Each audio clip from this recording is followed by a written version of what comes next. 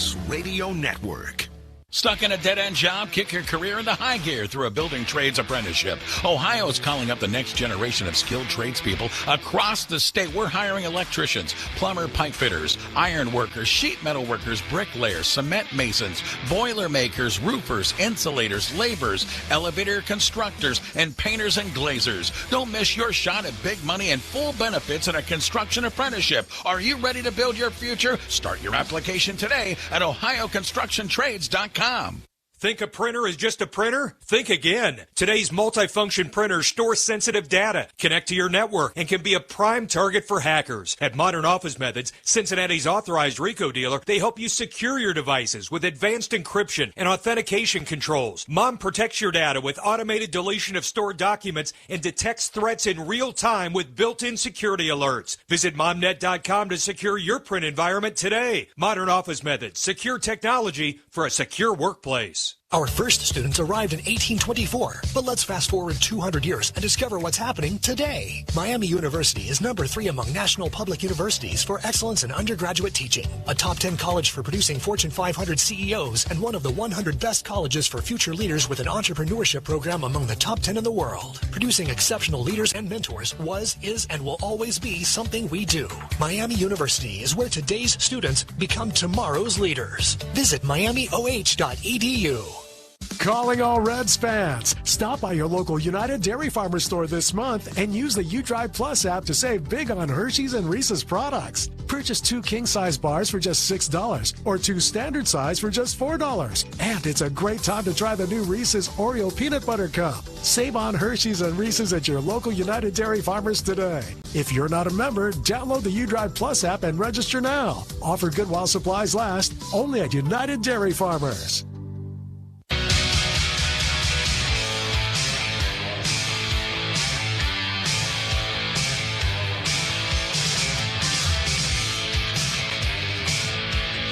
We are just about ready for baseball here at Great American Ballpark. It's game 1 of a day-night doubleheader between the Reds and St. Louis Cardinals. Now, with all the play-by-play, here's Tommy Thrall. All right, thanks a lot. Yeah, certainly much better weather today than what we were dealing with last night. There's not a chance they would have been able to get this game in last night.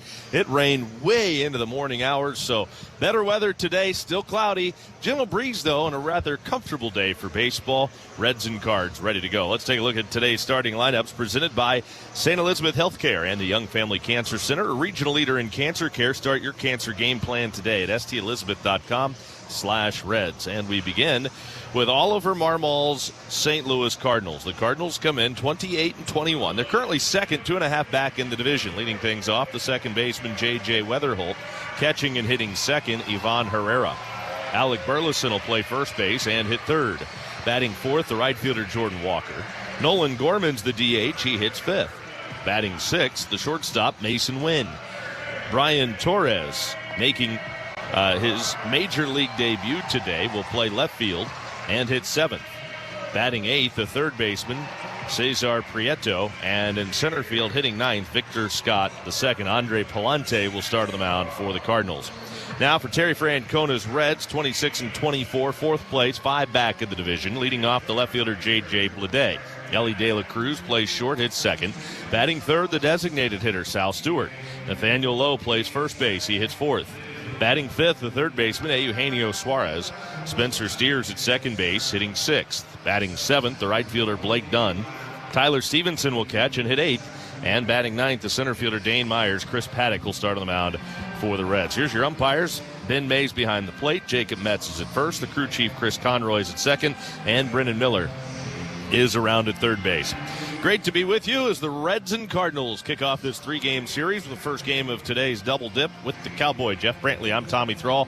Great to be with you as always. And Cowboy, Chris Paddock threw the ball pretty well his last time out. Terry Francona saying in the pregame, if he has the ability to give him a little bit more length today, they can do that, because now that he's made that start, he's got that long layoff under his belt. Although the last time he faced the Cardinals, it didn't go very well. Yeah, I would suggest that if the Reds do get 5 innings of 2-run ball from Chris Paddock today, they will be awfully excited. I think in a doubleheader, you're trying to get as deep as you can with your starting pitcher. And looking back on the game that you mentioned that Paddock faced the Cardinals the first time this year in a Marlins uniform, I might add, you're correct. It did not go well, and the Reds can't afford that to happen here on this afternoon. We'll see how it goes today. It's the Reds and Cardinals. Hope you enjoy. Let's play. First pitch presented by Cincinnati Children's, changing the outcome together. Paddock into his windup, kicks and throws. It's a strike on the outside corner with the first pitch fastball, and we are underway. 0-1 the count on J.J. Weatherholt. The rookie having a fine season, 239, 9 home runs, 24 driven in. He swings and bounces this foul over by the on-deck circle, coming off a Pittsburgh series where he had 4 hits in 12 at-bats, including a home run, and drove in a couple. Yeah, you would think, Tommy, that with Palante facing this Cardinal club the second time through, that he would have a better idea about how to pitch these young Cardinal hitters. The pitch is a changeup down too low. 1 ball and 2 strikes, Paddock to Weatherholt. You know, when you're a veteran pitcher, you've seen pretty much most of the guys around, but when there are young hitters in a lineup, especially as many as the Cardinals have, swung on, fouled back. That can be a little bit difficult the first time around, and it obviously was for Paddock. No doubt. Weatherholt having a really nice rookie season. Already reaching 79 times on base. He will work some walks. He works long at-bats, takes a breaking ball down and in. The count is 2 balls and 2 strikes on J.J. Weatherholt. Paddock making his 8th start of the year. It's his 9th appearance, 1-6 so far, actually 0-5 so far on the season. Ground ball rolled to the second base side of the bag, handled by De La Cruz. He'll throw to first in time to get J.J. Weatherholt, and there's 1 down. I would say, too, Tommy, with the addition of Eugenio Suarez back in the lineup today, the Reds probably have as strong of an offensive lineup here, even though they've not hit Palante well over his career. You get some runs early, it makes it a whole lot easier on Chris Paddock and the pitching decisions in general for Terry Francona. Ivan Herrera swings, lines it up the middle, out of the reach of Steer, and that's into center field for a base hit. Second baseman Spencer Steer made a diving attempt at it, but it was by him by the time he was fully outstretched. That's how hard that ball was hit, right back where it came from. There are certain batters in this Cardinal lineup that are going to be awfully aggressive through the first 3 pitches of the at-bat. Ivan Herrera is one of them. Jordan Walker, who stands in the on-deck circle, he's probably as aggressive as anyone. And then you've got a couple of rookies that you know they are going to swing. Alec Burleson's at the plate. The pitch, Burleson tries to bunt, fouls it into the net behind home. And you look at this Cardinal team, that's their cleanup hitter in Burleson with 7 home runs. He's driven home 34, and he's trying to drop down a bunt on the first pitch. They're just that's their brand of baseball this year. They're a scrappy bunch. But it's working for them. They have surprised a lot of people with their quick start. 7 games over 500. Burleson checked his swing, didn't go. They haven't been playing as well lately. They've lost 3 of 4. Well, Burleson he's got some power in that bat, but he doesn't swing for a home run on every pitch. He's more of an up-the-middle left center field, and he may catch a few every now and then that he pulls. 1-1, swung on, lifted to center, going back in a hurry Myers, but he's got plenty of room. Burleson didn't get it all, and it's a lazy fly to center field to Dane Myers, who makes the catch, and Herrera stays at first now. 2 outs for Jordan Walker. Well, that ball looked good off the bat. It just didn't have any carry to it at all. This is a different Jordan Walker than the one that is 0 for his last 28 against the Reds with 16 strikeouts dating back to last April. This Jordan Walker is hitting .295 this year, has 13 home runs. He's driven home 35. Paddock sets ready, and he's home with the first pitch to Walker. Swinging and a miss and a curveball, and a pretty good one at that from Paddock. Strike 1 to Walker. Walker 4th in the National League in slugging. It looked like he wasn't even going to be able to make this Cardinals team out of spring training. He was having such a terrible spring. Breaking ball in the dirt outside. It felt like he was striking out every time he'd come to the plate. I mean, there were times he was striking out 3 times a game in spring training. And then all of a sudden, he just kind of had a mind shift. Cleared his head, said, I'm just going to go up and play baseball and forget about everything else. And he has been pretty much unstoppable since the last couple of days of the spring. He swings the 1-1 here. Skies a pop-up foul, third base side, and this is out of play. I mean, keep in mind that Jordan Walker was one of the biggest prospects in the game of baseball. Just hadn't played like it until this year. Well, your talent will get you here to the big leagues. Your mental outlook and your ability to fight through slumps will keep you here. Paddock sets ready. And now time call to the plate by Jordan Walker, and he'll back out of the box. Runner at first, 2 outs. You hear so much about the way you handle Major League Baseball is 90% mental. Well, it's because most guys are good when you get here. Then you have to figure out how to compete amongst all of the good players. The 1-2 pitch. Breaking ball down and away. It's a 2-ball, 2-strike count on Walker. Walker was the 21st player taken in the 2020 draft. He was a high school pick out of Decatur, Georgia. Paddock home with a 2-2 pitch to Jordan Walker after a long hold. Here he comes. And the pitch is a changeup down too low, and it's a full count, 3-2. Paddock faced the Cardinals back in Miami. Didn't make it out of the 5th inning and allowed 5 runs on 8 hits in that game back on April the 21st. The right-hander's 3-2 pitch to Walker. And on the outside corner, strike 3 called. Froze him. And down on strikes, Jordan Walker to end the Cardinals first. We go to the bottom of the 1st inning. That's the Cardinals 0. Reds coming up on the Reds Radio Network. At Cincinnati Children's, we're more than a hospital. We're your hometown health system with a global impact. Every day, we care for every child who walks through our doors because every child deserves the care we give. But we can't do it alone. Donor support is critical, especially now. Join us in making a difference for kids here at home and around the world. Visit CincinnatiChildren's.org/give today.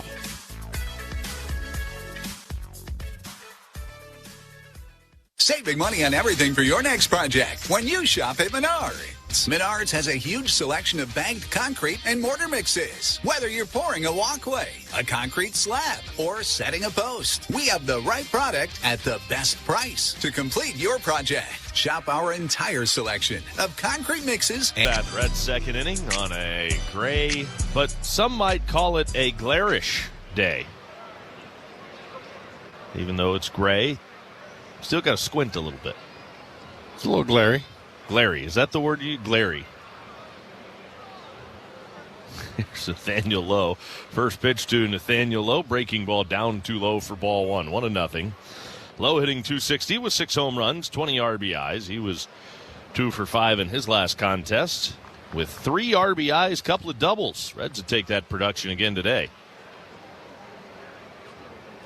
Pitch from Palante to Lowe is in there for a strike. Fastball on the outside corner, evens the count. 1 ball, 1 strike. Lowe has faced Palante, and he's had a little success against him. 1 ball, 1 strike. The pitch. Ripped to right, and it is crushed. That ain't coming back. Way out of here to right. Into the seats next to the Cardinal bullpen, and Nathaniel Lowe has put the Reds on top 1-0. That ball was hammered. That scared me in it so hard. Gee whiz. His 2nd career home run off of Andre Palante. He's now 4 for 10 lifetime against this Cardinals pitcher, with his 7th home run of the year and his 21st run driven in. So Nathaniel Lowe has put the Reds on top by blasting one out of here to right field. It's now his 5th RBI in his last 4 ball games, and he's just getting started today. Eugenio Suarez, good to see him back in there. Swings and fouls it off the catcher for strike 1. Suarez returning from the injured list, playing in his first game since April the 22nd. That was at Tampa. Played in a couple of rehab games, and Terry Francona saying that they will kind of ease him back in. He'll play this game, probably won't play the 2nd game. Palante sets ready, and here he comes with the 0-1 pitch to Suarez. Breaking ball off the outside corner.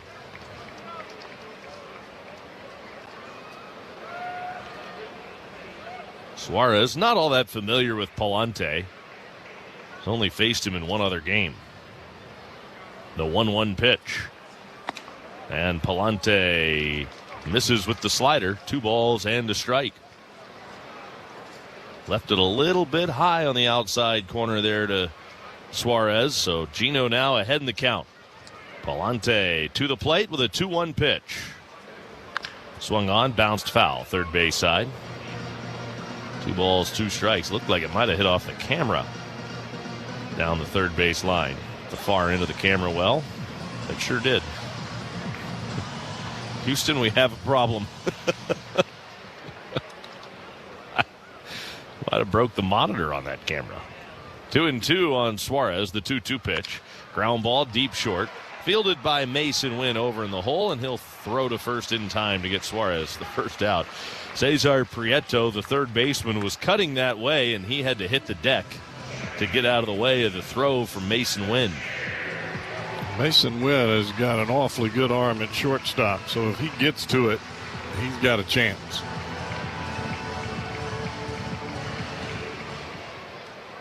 Originally was a two-way player when he first signed. That didn't last very long, but he, like you said, has a cannon. The pitch to Spencer Steer is up and in. The count is 1-0 on Steer. Safe to say this guy's smoking hot. He has hits in 21 of his last 22 games, and he's got his second consecutive hit streak of double figures. Right now, tied for the longest active streak in the big leagues with 11 games. The pitch is in there for a called strike. He is hitting .348 over his current 11-game hit streak. 21 of 22 games he's hit in. That's it. 1-1 pitch. Up and in, a fastball, 2 balls and strike. That's a lot of hits. And he's just spraying them all over the place, too. I mean, he is hitting line drives, bullets. He is very quiet at the plate. Calm. And then just pulls the trigger with some aggression. 2-1 pitch. Swung on, fouled back. Count is even, 2 balls and 2 strikes. Kind of reminds you of what we saw from Spencer Steer when he first came to the big leagues. You're right.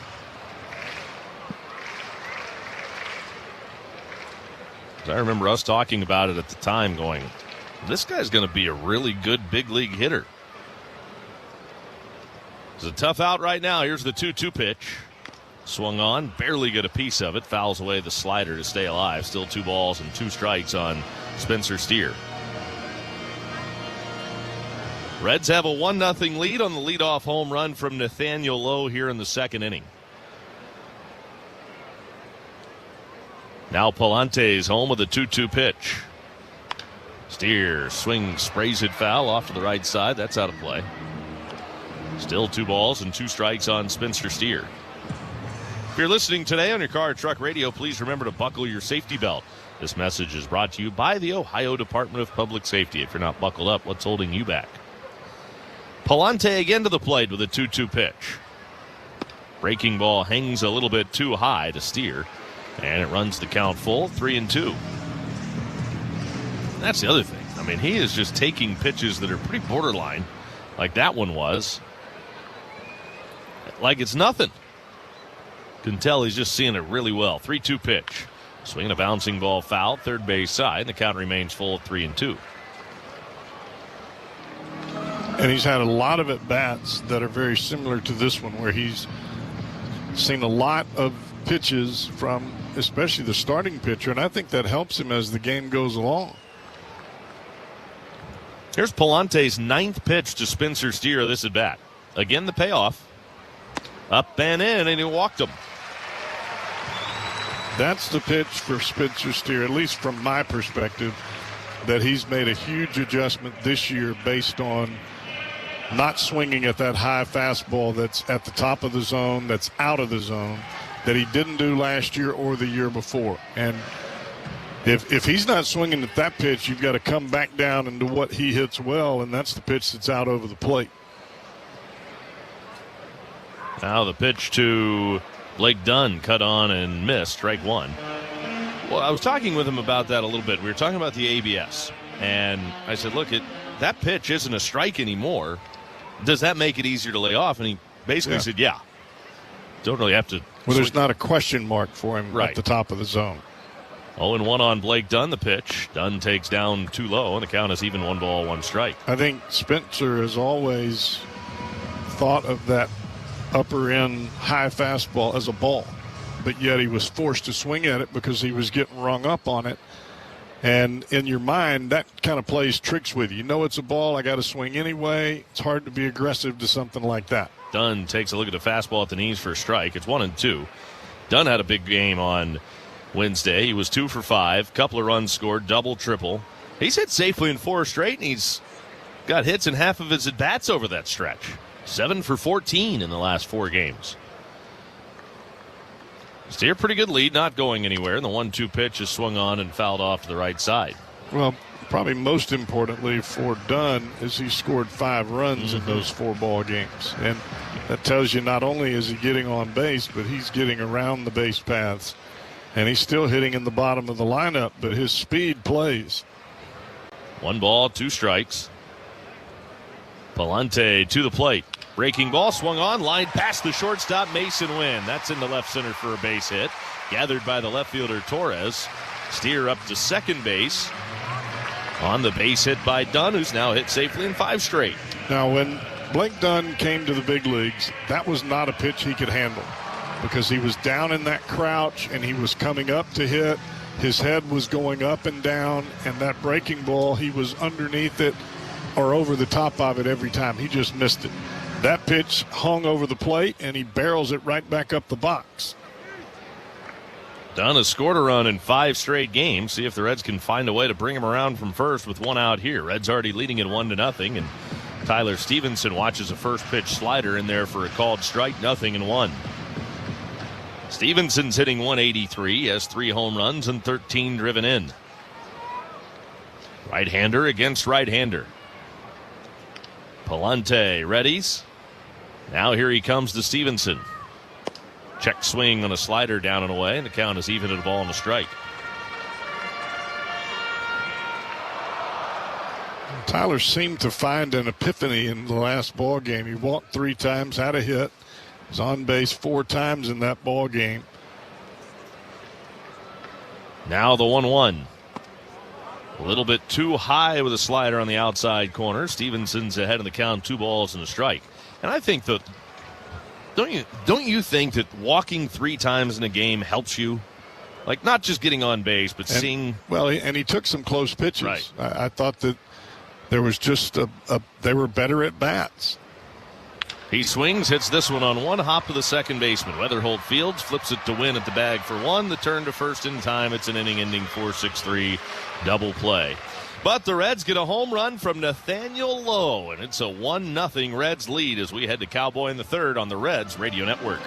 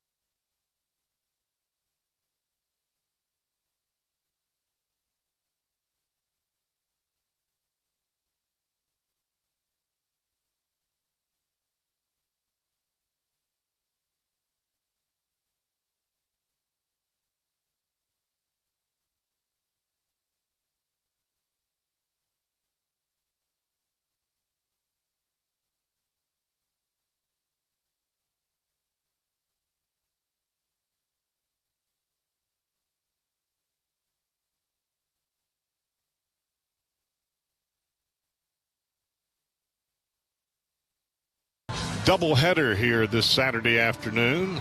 Final game of the series to be played at 1:40 tomorrow, and then the Reds on to New York City to play the Mets at Citi Field.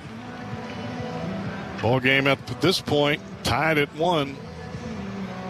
Actually, the Reds are leading 1-0. Home run by Nathaniel Lowe put the Reds out on top in the top of the second inning. Now we play on in the third. It's the number 9 batter, Victor Scott III. And he will take a cutter over the outside corner, and that's strike 1 from the right-hander Chris Paddock, who is making his second start as a Red. And back to the plate quickly. Change up off the outside corner. It's a 1-ball, 1-strike count. Cardinals have had some traffic on the base pass in both the first and the second inning, unable to move them around. Fouled off to the left side, out of play. It's a 1-ball, 2-strike count now for Paddock against the number 9 batter, Victor Scott III. It is Scott, and then it'll be Weatherholt and Ivan Herrera, 9-1-2 for the Cardinals here in the third. Paddock back to the plate, and it is fouled off to the left side, well into the seats, out of play. Count stays at 1-2. You don't really want to get Scott aboard if you're Paddock or the Reds for that matter, because Scott has some excellent speed, and he provides a bit of a base running threat if you allow him to get aboard, as that pitch misses and goes all the way to the backstop. A breaking ball from Paddock, and it's a 2-ball, 2-strike count. Scott, left-handed batter, hitting at a 185 clip coming into the ball game. And he'll take that breaking ball, and it's a 3-ball, 2-strike count. So as I mentioned, not a fella that you want to issue a free pass to. 3 for his last 15, no walks during that time as he fouls this pitch backwards. It was a fastball up and away, made just enough contact to stay alive. 3-2 is the count, and that's how it remains as Paddock will go back to work. Scott now choked up on the bat. The 3-2 again, swing and a miss, and he struck him out. 1 down. Fastball, top of the strike zone, right in the heart of the plate, and Scott swings right through it. 1 out for J.J. Weatherholt. Weatherholt, the youngster, with 9 home runs under his belt. He was the 2024 first-round pick for the Cardinals out of the University of West Virginia. Breaking ball, that's going to miss outside. 1 ball, no strike count. Weatherholt sets ready, pitch. Fouled off back behind home plate. Looked like a changeup down and in. Might have been a cutter. But over the top of it and way early was Weatherholt. 1 ball, 1 strike count.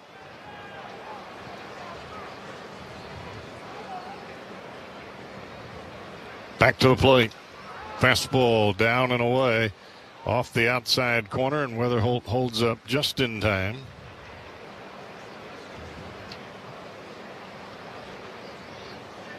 Weatherholt, left-handed batter, stockily built, slightly open stance, cutter off the inside corner, and a pretty good eye by taking that pitch. And that'll make it a 3-ball, 1-strike count. Weatherholt will draw some walks. And I think the Cardinals have found themselves a good one in this fella. He's going to take that inside, and that is ball 4.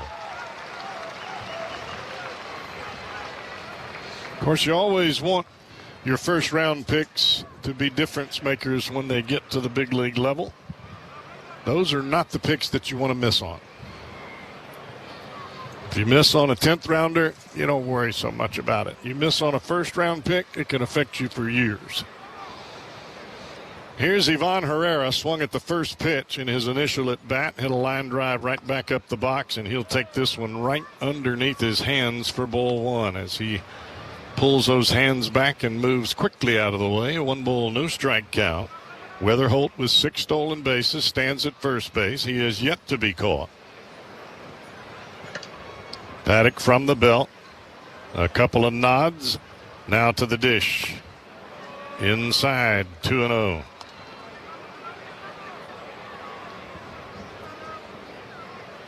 Not a point in time where you want to get yourself behind in the count consistently.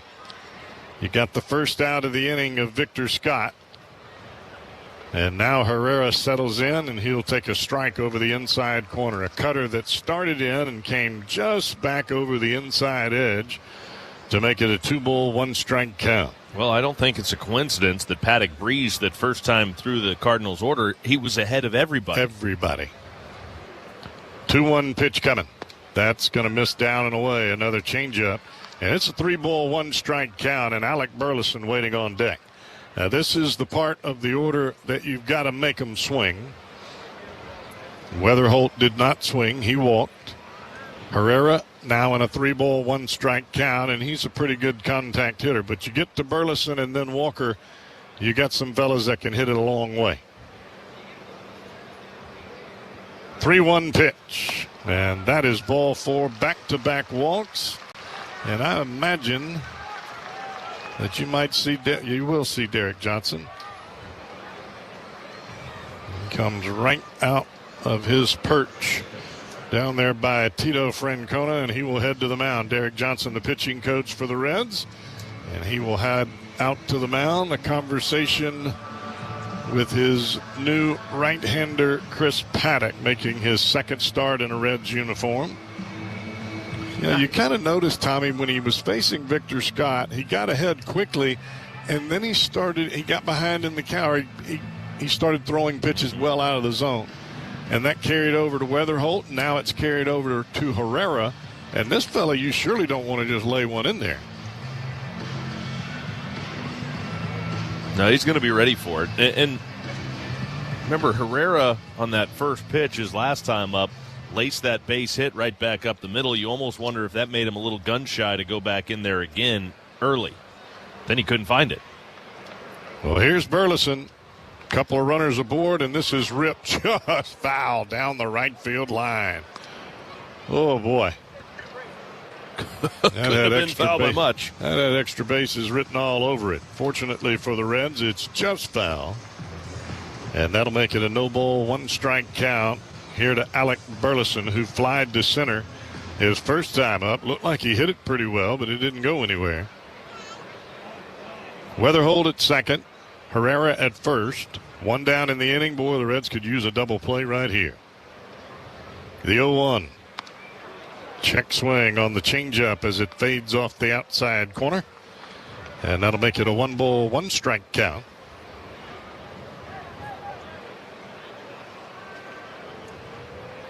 Paddock covering his face, eyes just above the glove as he leans in to hear the sign, the pitch, and it's up the middle. De La Cruz misses it. It'll go into center field, and that will score the first Cardinal run of the afternoon, and that looked like it had 2 written all over it. They will score at a base hit, but it was right at De La Cruz. He leaned to his left. It hit right off of his glove, and that was just not a good play.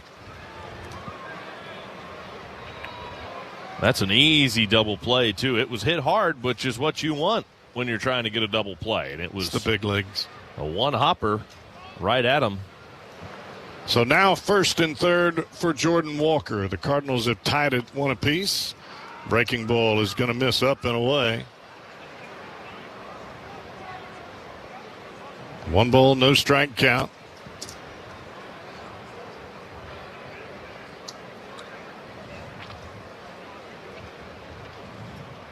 Paddock sets. He'll turn it loose. Swing and a miss. Fastball in off the plate. And a big swing by Walker. He was looking to do a little damage there. Can't blame him on a 1-0 swing. Burleson's at first. Herrera now at third. And the big fellow Walker trying to do a little damage in his own right.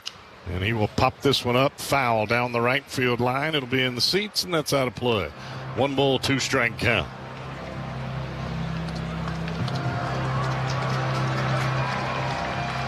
Well, you can't blame it all on Ellie there because you walked 2 batters after you had one out in the inning, and they're the top two batters in the order.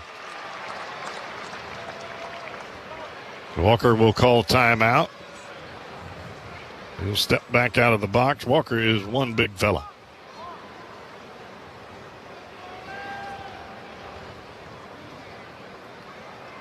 Big right-handed batter. You can see his flex through the back of the uniform. The pitch. Ground ball headed to shortstop. Ellie has it on to Steer. They'll go to first, not in time, and that will score a run. It'll be a fielder's choice as Walker reaches. And quite a heavy-duty slide by Alec Burleson into second base. And the Reds thinking about challenging. They do not appear that they're going to do it at this point, and they will not. And it's a 2-1 Cardinal lead.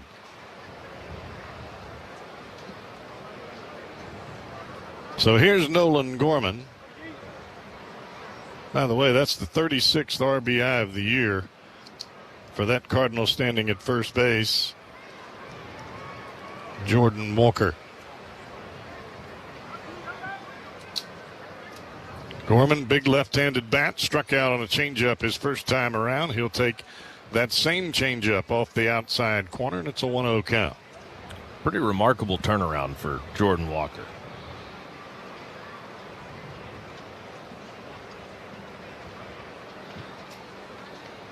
Long pause from Paddock, and he's coming to the plate, swing and a miss. A fastball, and that was right down Broadway. Big swing by Gorman, and he's underneath it. He got quite the uppercut. I imagine if you leave a ball down and into this fella, he could probably hit it in the river. 1 ball, 1 strike count. Breaking ball lifted high into the air, down the left field line. Blade has it in fair territory, just stepping over the line as he makes the catch. Cardinals plate 2, both reaching via the walk, and it's a 2-1 Cardinal lead. Bottom of 3 coming up here on the Reds Radio Network.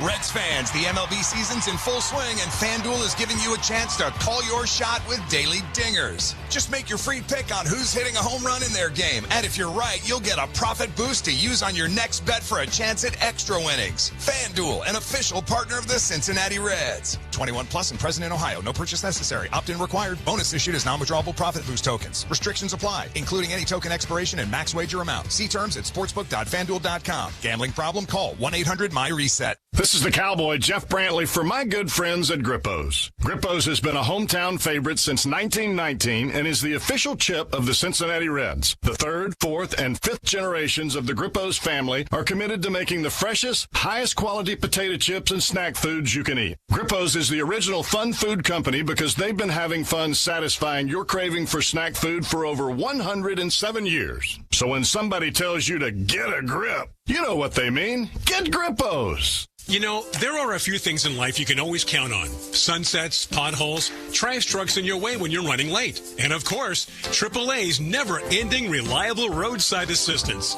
Because for over 100 years, we're always close and we never close. From tows, jumps, or just smoothing out those bumps in the road, we provide 24/7 service so you can have 24/7 peace of mind.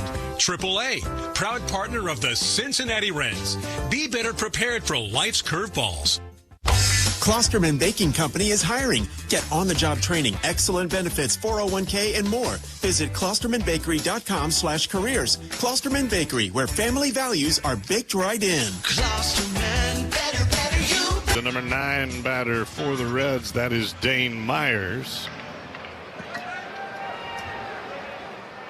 It was 9-1-2 that the Cardinals sent to the plate in the top of the inning. They plated 2 runs to take the lead 2-1 here in this one. And now the Reds have an opportunity in the bottom of the inning. First pitch is a strike over the outside corner. A 94-mile-an-hour heater from the right-hander Palante. It's a no-ball, 1 strike count here to Myers.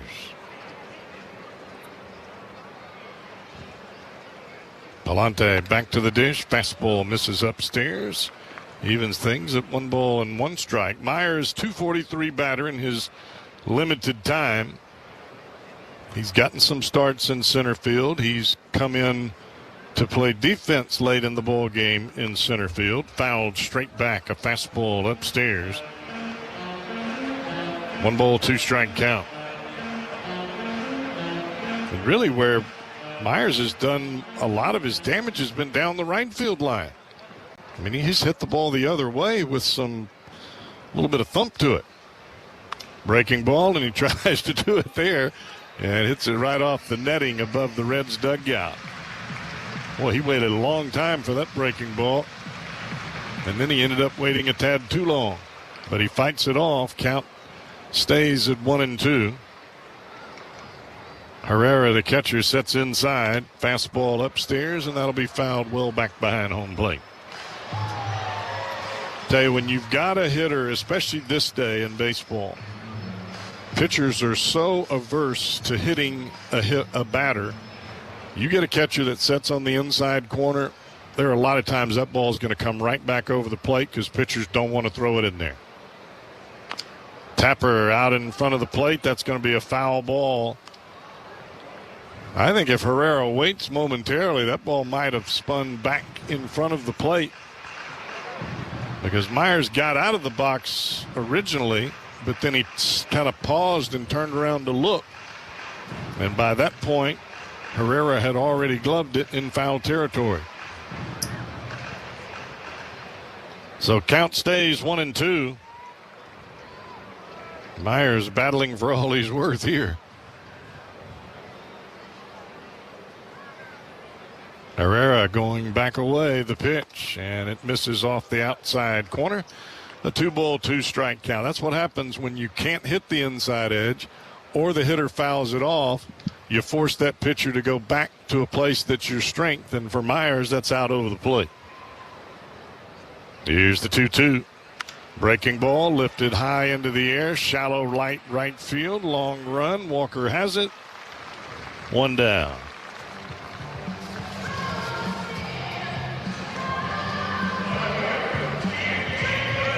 You know, if anything that you try to do as a hitter is be a tough out.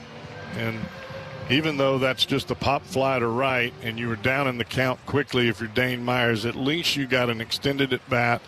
You force Palante to have to work a tad longer than he probably should have. Breaking ball, that's a strike over the outside corner. A backdoor hook here to J.J. Bleday.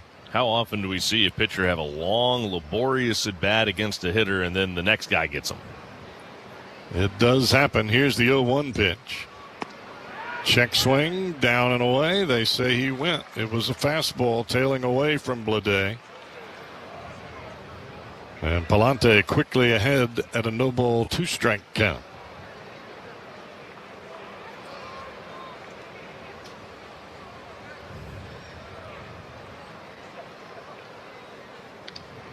Palante, the short step back, the pitch. He'll bounce that one up there. Tried to go backdoor with that knuckle curve again, but he misses into the dirt. It's a 1 ball, 2 strike count. De La Cruz waiting on deck.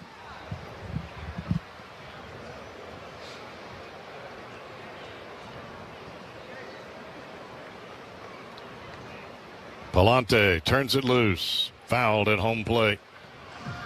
4-seam cutter right in on the hands of Bleday. That pitch at 95 miles an hour. 1 ball, 2 strike count. It'll stay. Now, Bleday caught one of those cutters in his first at bat, but he hooked it into the seats down the right field line. But boy, did he hit that hard. Pitch up and away, just off the outside corner. Well, that's a tough take right there. 2 ball, 2 strike count. A good take as far as the Reds are concerned.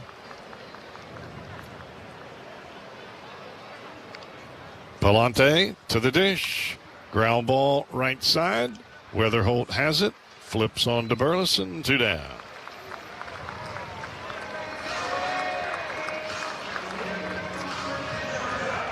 So here's De La Cruz. Grounded to the shortstop sharply up the middle.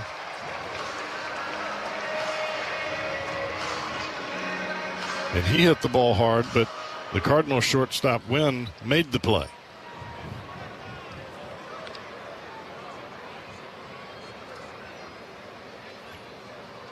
Palante, the right-hander, turns it loose, and that ball hit the umpire right in the head.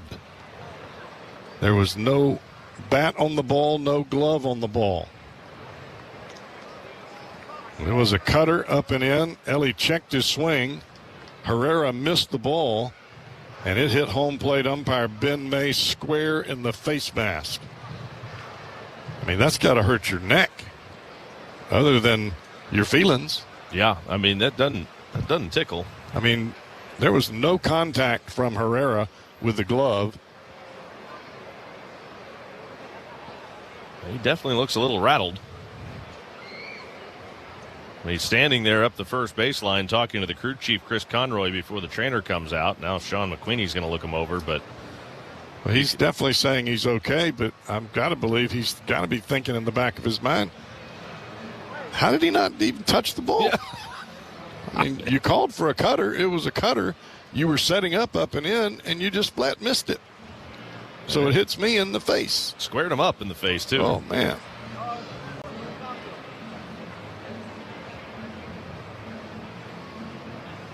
Well, it looks like the umpires are still talking as they're trying to give Ben May a little bit of a break here. I mean, that's right in the forehead of the mask. And they're going to call a swing on De La Cruz. He definitely didn't touch it. No. But he tried to check his swing. He was unsuccessful in that effort, and it's a no ball, 1 strike count. LA will settle back in. If you catcher can't catch it, you surely can't hit it. Here's the 0-1. Off the inside corner. That'll even things at a ball and a strike.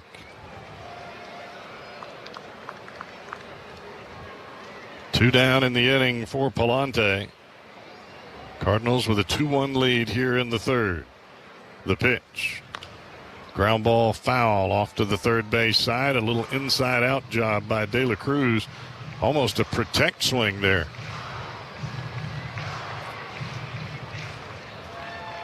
1 ball, 2 strike count.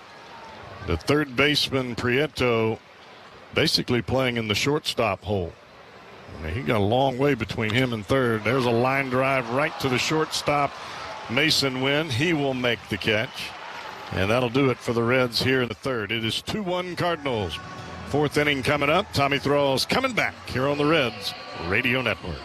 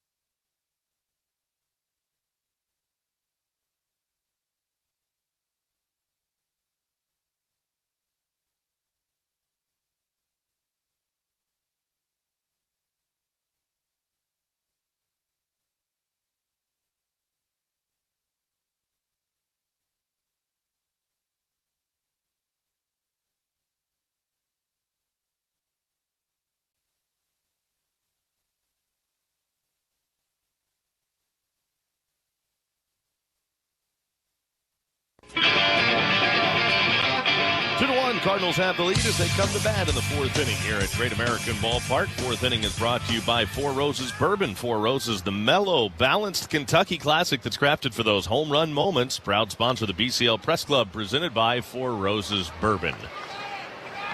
Enjoy responsibly. Swung on, fouled back. 0-1 the count on Mason Wynn leading off the Cardinals' fourth inning. Wynn struck out his first time up.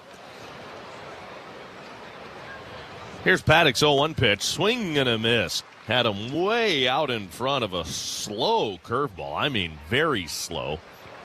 76 miles an hour. Just flipped it up there, and Wynn couldn't wait long enough. 0-2. Paddock back into his windup. Here he comes with the 0-2 pitch, and it's lined to left field. That's going to go down for a base hit. Over to cut it off is Blade. Wynn around first. He'll slam on the brakes there after a leadoff single here in the fourth inning. So the Cardinals have their leadoff man aboard, and now Brian Torres making his major league debut today. Torres, 28 years old, originally from Puerto Rico. Right-hander Paddock will go to work here against Torres. Wide open stance. Torres from the left side. Takes too high for ball one. The count is 1-0 on Brian Torres. Getting the start in left field today. He was all over the minor leagues for several seasons. Was in the Brewers organization, the Giants, the Cardinals.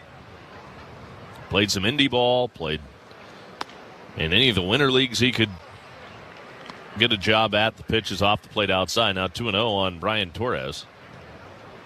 Pays to be hot at the right time. Yes, it does. Because the Cardinals put Nathan Church, their left fielder, on the injured list.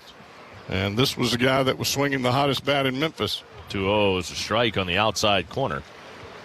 336, 2 home runs, 16 RBIs. Now we've seen that doesn't always translate to the big leagues, but the Cardinals are giving him his shot. Yes, we have seen that. Runner at first. Nobody out. Paddock delivers. And it's swung on, lined over the head of the second baseman, Spencer Steer. That's into right field. A clean single for Brian Torres, his first major league hit. Right over the top of Spencer Steer, a line drive into right. And now the Cardinals have 2 on with nobody out.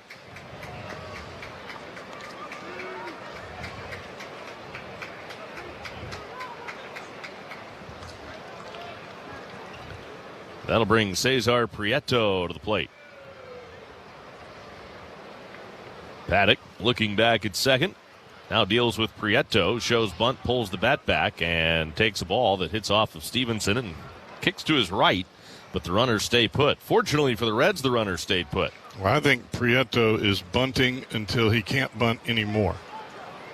I mean, he's 0 for 13 at the big league level. You got nobody out and runners at first and second. Paddock comes set.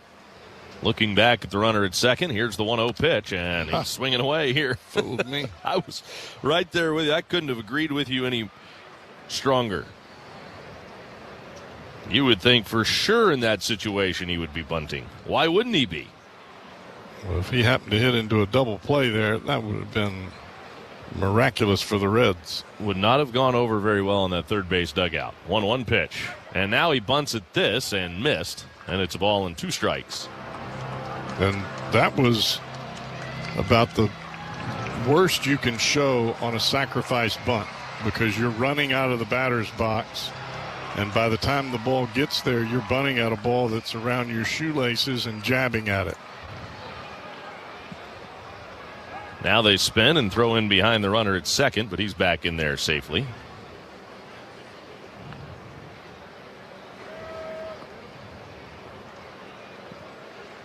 One ball, 2 strikes on Prieto.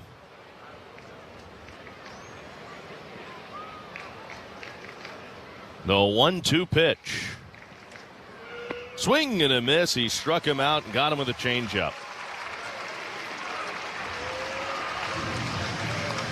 Well, didn't execute the bunt, and the Reds are the beneficiaries. It's one of those ones where you realize you look bad trying to sacrifice bunt running out of the box, so you figure I better get a hit here, and you swing at a crummy pitch. That's the 5th strikeout for Paddock. Now Victor Scott the 2nd. Tough got a double up. Swing and a half swing foul back into the net for strike 1 on Scott. Of course, you could get a line drive double play. Now that would do the trick. Then his speed doesn't play into it.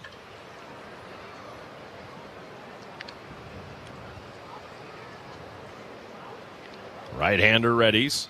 Paddock straightens. And the 0-1 pitch. Paddock to Scott. Here he comes.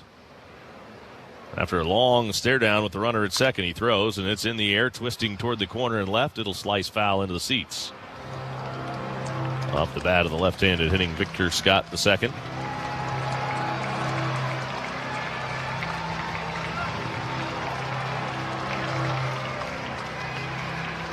Scott, one of the worst hitters in the big leagues this year. Waiting on Paddock in the 0-2 pitch. And he lines it over the head of Steer into right field, a base hit. Up throwing is done. They'll hold the runner at third base. That's Wynn. Torres is up to second, and now the bases are loaded. I think he heard you say that. He might have. He said, I'll show you. Well, that was a changeup about belt high. That's basically a BP fastball. Actually, it's slower than a BP fastball. And he smoked it. Now back to the top of the order, and J.J. Weatherholt. Right-hander Paddock goes to work here against the rookie, and he hits a line drive off the glove of the first baseman Lowe, and it goes rolling into right field. Everybody will move up 90 feet. Wynn will score to give the Cardinals a 3-1 lead on the RBI single right off the tip of Lowe's glove at first base. And the bases remain loaded. That could have been your double play right there you're looking for on the line drive. But it went off of Lowe's glove. Bent the glove back. He had to leap and reach for it. And Derek Johnson back to the mound now as bases remain loaded. The Cardinals' lead is 2. And now you got to try to figure out damage control. We talked about it before. Game 1 of a doubleheader. You've got 3 games now, really 4 games, in a matter of 3 days, pretty close together. Because you have the 2 today, a day game tomorrow, a midday game on Monday. That's a lot of quick turnarounds for your pitching staff, so you'd like to get as much length out of your starters in these games as you can possibly get. And in the first game of a stretch like that, if you have to go to your bullpen early, it puts you in a world of hurt for the next few days. Not just this game, not just the next game, but then you're starting to look at days ahead. So here's Ivan Herrera. 1 out in the inning, bases loaded. Herrera taps it back to the pitcher. Paddock comes home 1. Stevenson to first, double play. 1, 2, 3, and the inning is over. Boy, I thought Paddock was going to turn and throw to second. And it took him just a split second to realize the plays at the plate. And he was able to make it. Fortunately for the Reds, it was a catcher running. Inning over. We go to the bottom of the 4th. 3-1. Cardinals have the lead on the Reds Radio Network.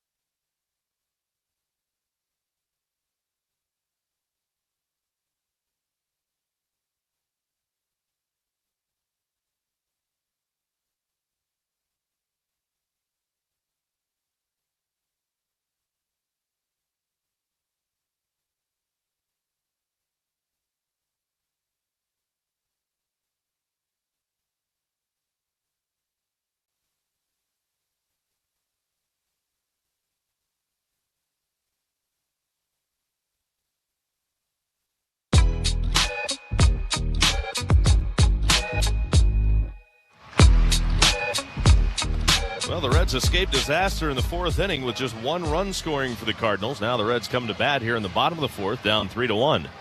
The right-hander Andre Palante is back to work, dealing with Sal Stewart, Nathaniel Lowe, and Eugenio Suarez. Palante's first pitch is on the way, cut on and missed by Stewart for strike one. Yeah, I would say that the Reds were awfully fortunate there in that fourth inning. It could have been much, much worse than what it ended up being. Now Palante's 0-1 pitch. Sal swings, fouls it off right side. And the count is 0-2 on Sal Stewart. Now that was funny.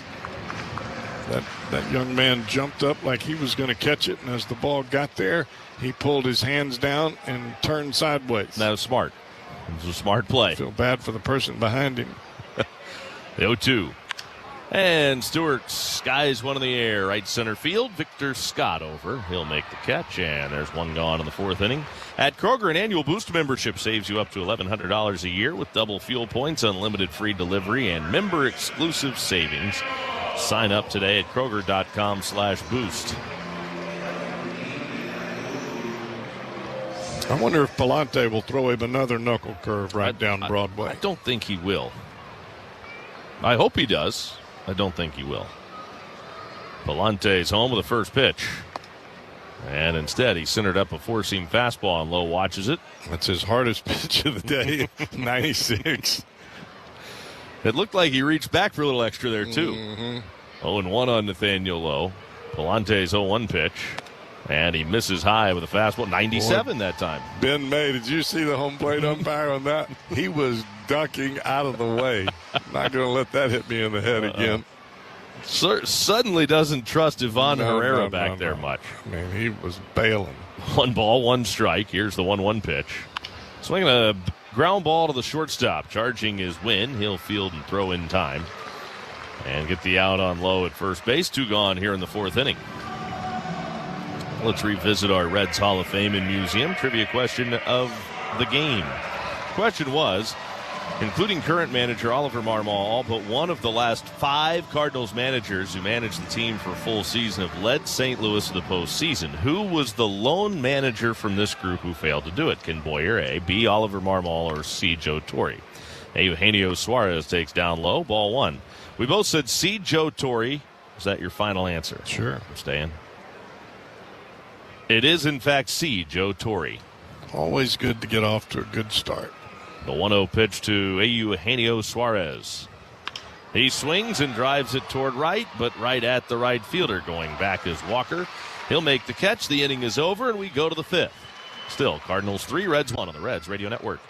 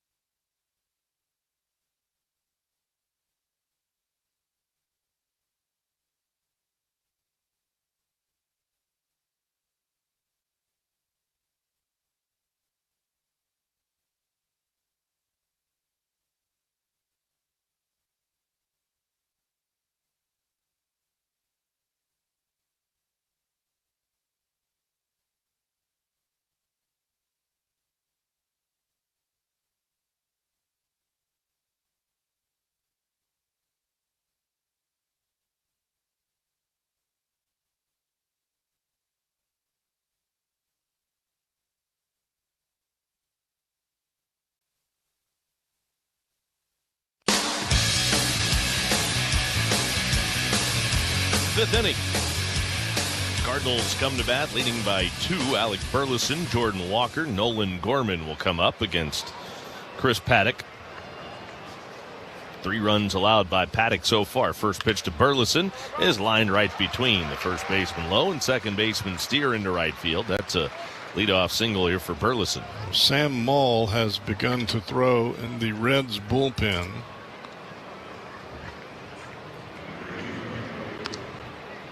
Jordan Walker makes his way to the plate now with 1 on and nobody out. Going back to that trivia question, so Joe Torre, we all know him as the Hall of Fame manager. He managed the Cardinals for the last 58 games of the 1990 season. Now the pitch, low and outside for ball 1. And he managed St. Louis until he was let go 47 games into the 95 season. Paddock's 1-0 pitch to Jordan Walker is skied in the air, high and shallow center field. Out is Steer. The second baseman is under it, and he'll make the catch, and there's 1 gone here in the 5th inning. He led the Cardinals to winning records in 3 of his 4 full seasons as the manager, but never qualified for the postseason. Actually, the fact that he led them to winning seasons 3 of his 4 years is better than I thought he did there. Yeah, he was the manager prior to the Tony La Russa era. Who you got to play for. You got the pleasure of playing for him. Swung on, and this is popped high into the air. Left field, down the line. Out is Suarez. Here comes Ellie. It'll be Suarez to make the catch, with Ellie kind of sliding underneath him. But Gino was there, fairly camped, and Suarez ends up making the catch. And probably a good thing because Ellie had overrun it, actually.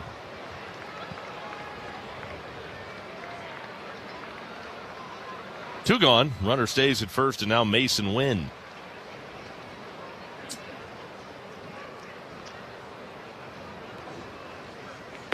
Wynn takes a breaking ball that dives low from Paddock, and the count's 1-0.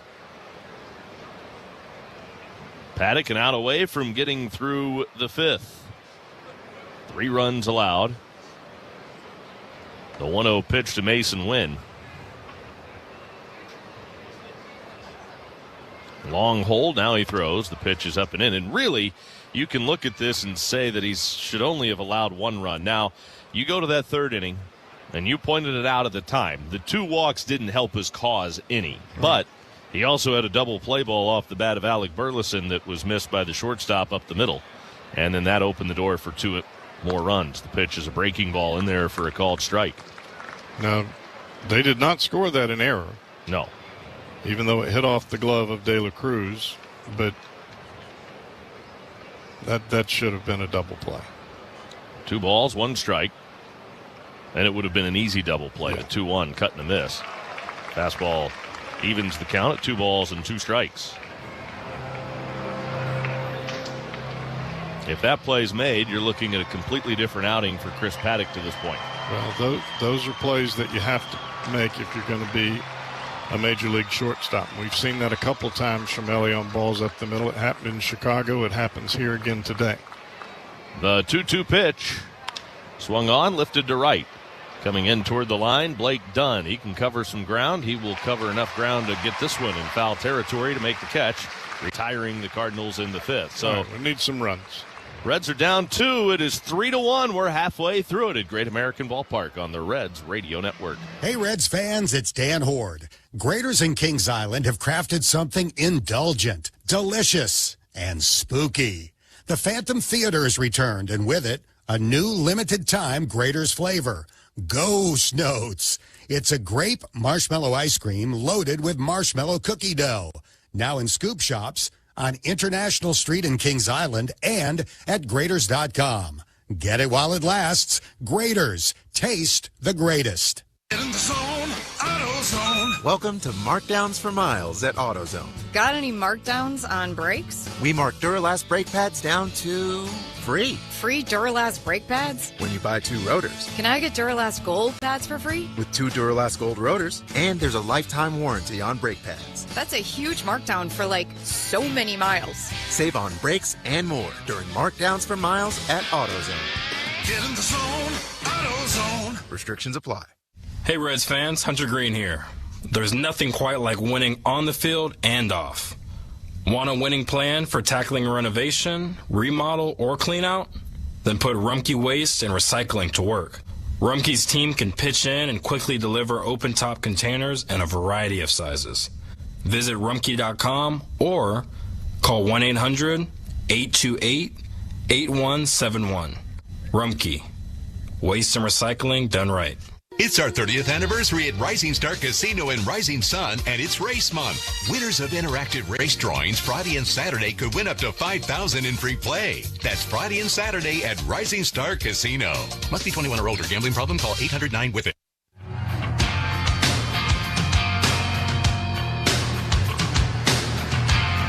Reds are down 3-1 to the Cardinals. Fifth inning. Spencer Steer leads it off against Andre Palante. Cardinal starter back to work, and the right-hander's first pitch to Steer is on the way and down and away for ball one, 1-0. Reds need to create a little bit of traffic here in this fifth inning. Just haven't been able to put a whole lot of pressure on Palante so far. Steer walked his last time up. Palante kicks and delivers. Steer swings and misses. Count is even, 1 ball, 1 strike. The walk of Spencer Steer is Palante's only walk today. He's only surrendered a couple of hits. One of them just happened to leave the yard, the 1-1. Breaking ball drops in for a strike, and it's 1-2. A variety of cutters, sliders, and curveballs, but still the ability for Palante to drive the fastball at the top of the zone late in the count. Right-hander against right-hander. And Palante delivers the 1-2 pitch to Steer. And he misses down and away with a slider. As the count levels at 2 balls and 2 strikes. Game 1 of a doubleheader. It's the first game of the 3-game series. We were rained out last night, so this is the makeup of that game. Palante into his wind. Here's his 2-2. And Steer pops it high into the air. Over by the first base dugout. Burleson over, reaching into the camera well. He'll make the catch. Let's pause for station identification on the Reds Radio Network.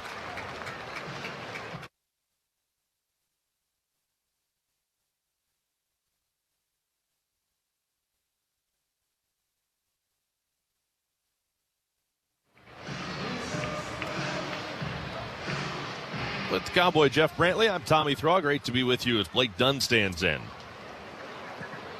Dunn singled his first time up, and the first pitch to Dunn. He shortens the bunt, pulls the bat back, and takes a ball. Just off the outside corner, 1-0 on Dunn. I think if you're bunting here for Dunn, if you're bunting for a hit, you push the ball down the first baseline. Burleson doesn't move around real well. Swing and a miss, the slider, and the count is even now, 1 ball, 1 strike. And Palante has got that long action, so if he gets the ball on the first baseline, it's not like he can snap throw it. He just doesn't have the ability to do that. He's a big, tall fella. The 1-1. Check swing strike on a fastball right in there, and the count's a ball and 2 strikes. Dunn will use his timeout. Nobody on, 1 out. 3-1 Cardinals, 5th inning. He singled with 2 strikes his last time up. One of only 2 Reds hits today. And Palante's home with a 1-2. Swung on, got it in on his knuckles, and he fouls it back. Still a ball and 2 strikes on Blake Dunn.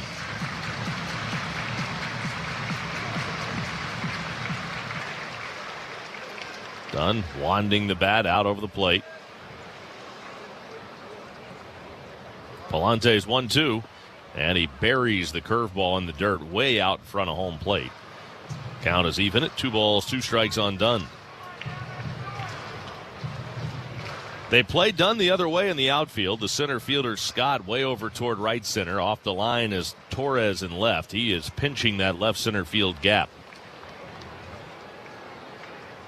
Palante to the plate with a 2-2. Dunn didn't want to, but went around, and he strikes out. This afternoon's Toyota Tundra Home Run Challenge contestant, that would be Randy Thomas from Walton, Kentucky.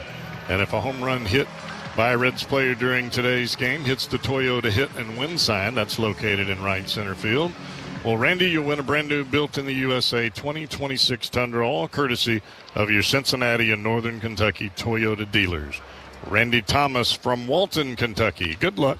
Tyler Stevenson swings and fouls back the first pitch, strike one. Stevenson hit into an inning-ending double play in the second inning.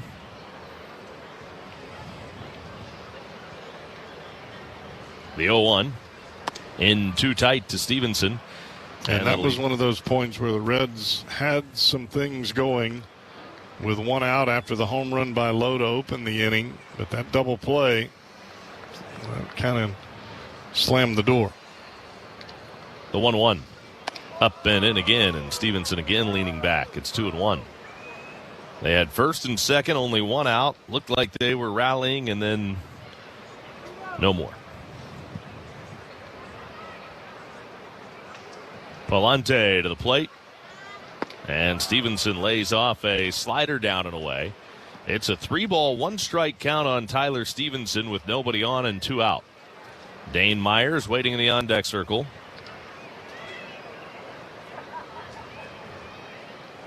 And Palante brings it home. Swing and a miss and a slider. Count fills up at 3-2 now on Stevenson. Reds are down by 2. Cardinals have out-hit the Reds to this point, 7-2. Palante turning in another strong outing against the Reds. Here's his 3-2 pitch. And strike 3 called. Froze him with a slider over the inside corner. He's down on strikes, and the inning is over. So the Reds are done here in the 5th. Another 1-2-3 inning for Palante, who's retired 10 in a row. And at the end of 5, it's still the Cardinals 3, Reds 1 on the Reds Radio Network.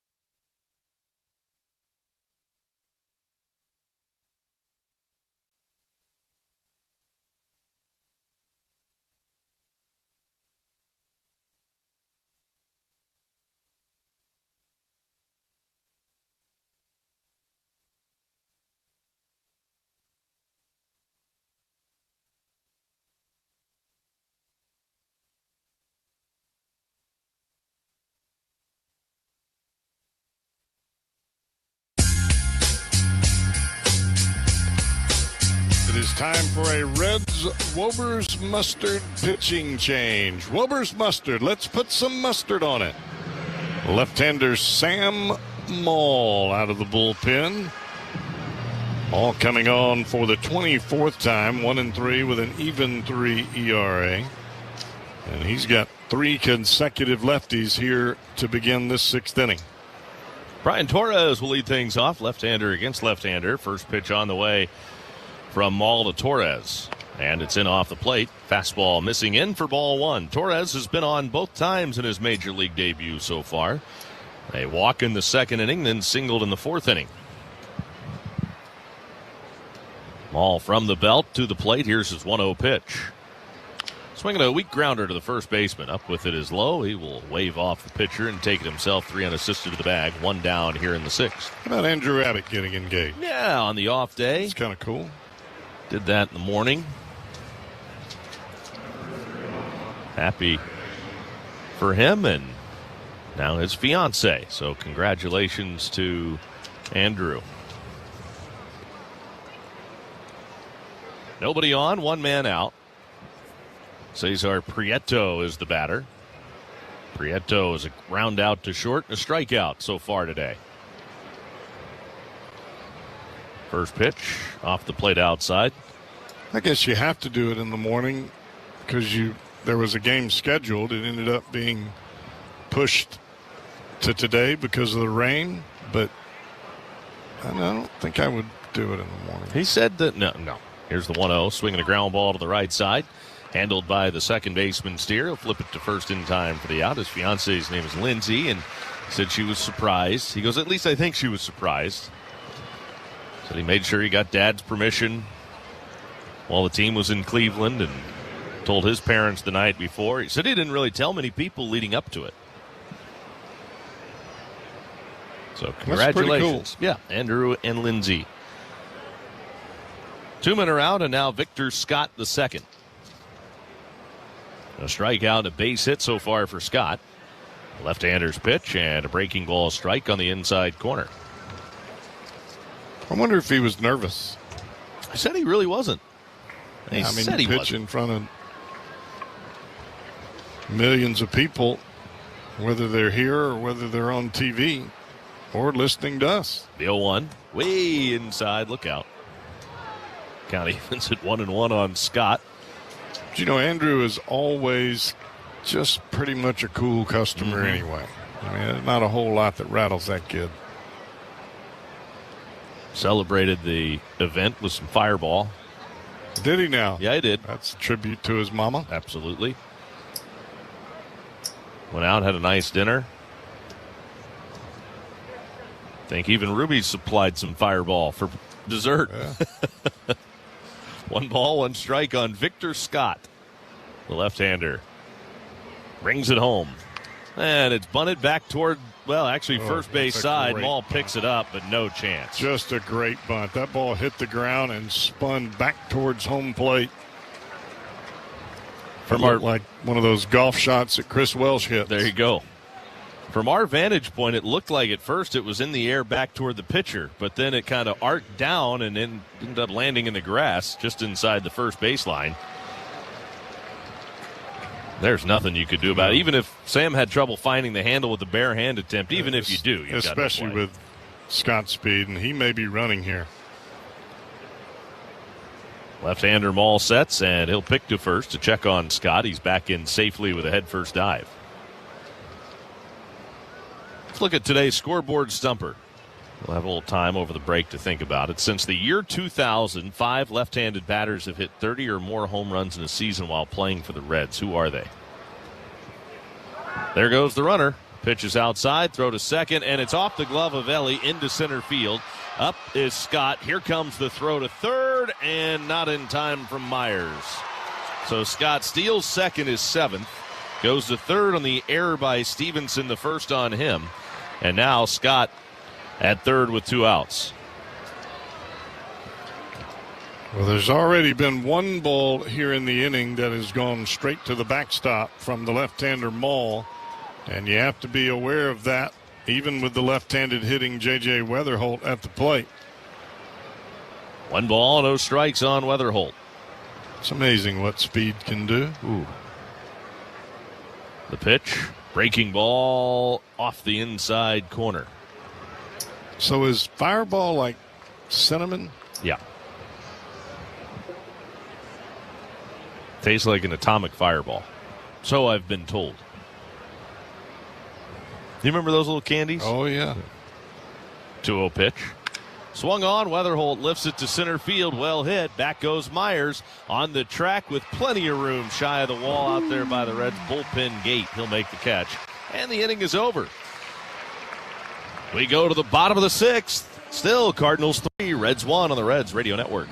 Reds fans, the MLB season's in full swing, and FanDuel is giving you a chance to call your shot with daily dingers. Just make your free pick on who's hitting a home run in their game, and if you're right, you'll get a profit boost to use on your next bet for a chance at extra winnings. FanDuel, an official partner of the Cincinnati Reds. 21 plus and present in Ohio. No purchase necessary. Opt-in required. Bonus issued as non-withdrawable profit boost tokens. Restrictions apply, including any token expiration and max wager amount. See terms at sportsbook.fanduel.com. Gambling problem? Call 1-800-MY-RESET. Reds fans, what if you didn't have to choose between the celebration and the memory? With even non-alcoholic cocktails, you get both. Bold taste, zero alcohol, so you can stay sharp, social, and in the moment. Whether you're catching the game or closing out the night, Even keeps the good times going. Proudly distributed by Topics, your hometown partner delivering today's top brands across the Cincinnati tri-state area. Big enough to deliver, local enough to care. Find Even at drinkeven.co or your favorite retailer.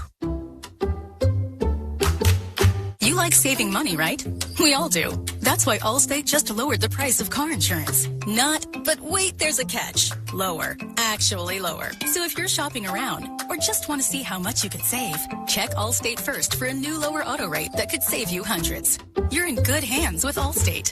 Not available in every state. Only applicable for new auto insurance business. Rates will vary by several factors, including how you purchase the policy. Potential savings vary. Allstate North American Insurance Company and Affiliates, Northbrook, Illinois. All through May, AE Door and Window has up to 15% off windows and doors from Clopay, Pella, and Provia. And up to $150 off LiftMaster openers. Combine and save 5% more off your total order, plus 0 down and no interest for 2 years. Visit AEDoorsales.com. Bottom of the 6th inning, Reds come to bat. Trailing it by 2, 3-1 St. Louis. 9-1-2 for the Reds. This is probably that time of the game where you want to try to put something together because you don't know how much longer Palante is going to go. He was the first Cardinal pitcher this year to pitch into the 7th inning. He did that his last time out against Kansas City, throwing the ball really well against the Royals. He went 6 2/3 and allowed just 1 earned, 2 total on 8 hits in that game. Palante's first pitch to Dane Myers. High chopper left side. Into field it is Prieto. The third baseman gets rid of it quickly in time to get Myers the first out of the 6th. 1 down. All right, so on this scoreboard stumper, you got 4 of them quickly. And I mean, bam, bam, bam. You said Dunn, Griffey, Votto, and Bruce. Those are 4 of the 5 left-handed batters that have hit 30 or more home runs in a season while playing for the Reds. You need 1 more. J.J. Bleday, the batter, and Bleday takes a strike on the outside corner. And as I told you during the break when we were discussing this, I said he had really 1 big year. I'm going to say Scott Schebler. Is that it? Did you see the answers? No. The 0-1 to Bleday off the inside corner. Were they up corner. there?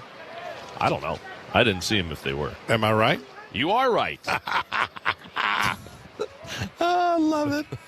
And that just kind of came to me out of nowhere. Well, you said he had 1 good year. The 1-1 in too tight. Yeah, because remember he had that year. Then he couldn't stay healthy. He thought, well, if he could get healthy again, he just wasn't the same when he came back. Never had another year like that. Scott Schebler. Didn't we get him from the Dodgers? I think we did. I think he was a Dodger player. 2-1 pitch. You know what? Now that I think you're right. Breaking ball off the outside corner. 2-1 on J.J. Bleday. Not major leagues. He was in. Right. He was in their minor leagues. I think when we traded. I don't remember what the trade was, but we got him from the Dodgers in a trade. He did. He had a little time in the big leagues. 19 games with the Dodgers. Ground ball foul. First base side. He ended up with a 7-year major league career. The 30 home run season. He was an Iowa kid, right? I yes, think he was an Iowa kid. Yeah. From Cedar Rapids. Great dude.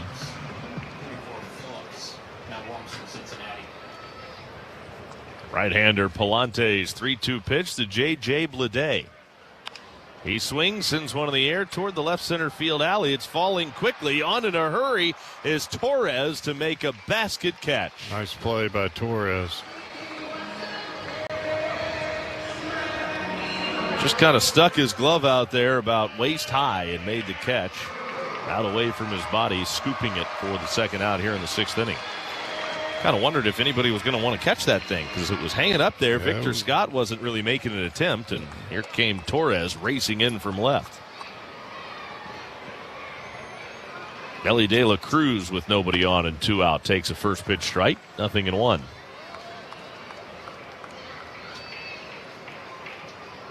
Schebler came over from the Dodgers before the 2016 season in a pretty big trade. It was a 3-team deal. Pitches a strike on the outside corner. Is that the one with the White Sox? Yasiel Puig? No. That was that was a deadline deal with the Guardians in 19. That might have been it. Was that a 3-team? No. I'm sorry. The 0-2 pitch is in the dirt. That I was thinking of a different trade. The Puig deal was in the offseason before the 2019 season, I think. Because we got Puig and Kemp. Yes. And then the Puig to the Guardians was deadline deal. 1 ball, 2 strikes. The 1-2 pitch. Swinging a ground ball to the right side, handled by the first baseman Burleson. He'll give it up to the pitcher covering for the out. Side retired. That Puig trade was a wild one because the rumors of the trade had started to leak, and then Puig ends up in the middle of a fight. Oh, yeah. Inning over, Reds are out in order in the 6th, and we go to the 7th. Back to Cowboys, still 3-1 Cardinals on the Reds radio network.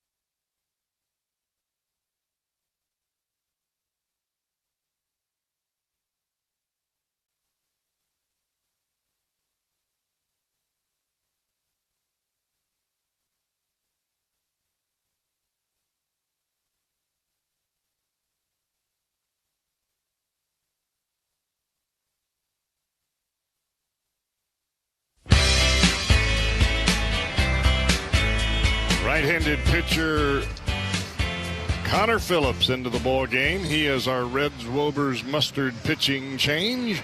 Wober's mustard. Let's put some mustard on it. Phillips will go to work against 2-3-4 here in this Cardinal lineup. Cardinals leading this ball game as we begin the 7th inning of play. It is a 3-1 score. Herrera steps in, right-handed batter. Breaking ball into the dirt. Did he go? He did not. And it's a 1-ball, no strike count. Herrera, Burleson, Jordan Walker against the right-hander Connor Phillips. Phillips from the belt to the plate. Slider goes all the way to the backstop. 2-ball, no strike count.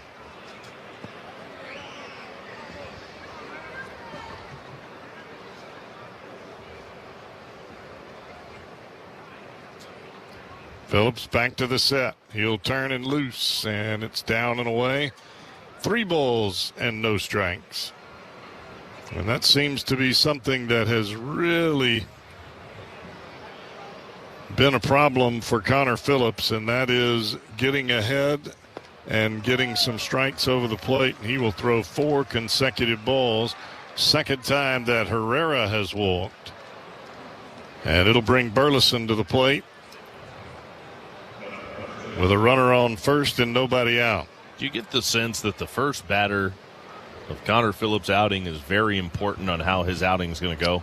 Yeah, I think ultimately you just have to figure out a way to handle the anxiety and the adrenaline when you come in. Swing and a miss. Breaking ball down and in. Burleson right over the top of it.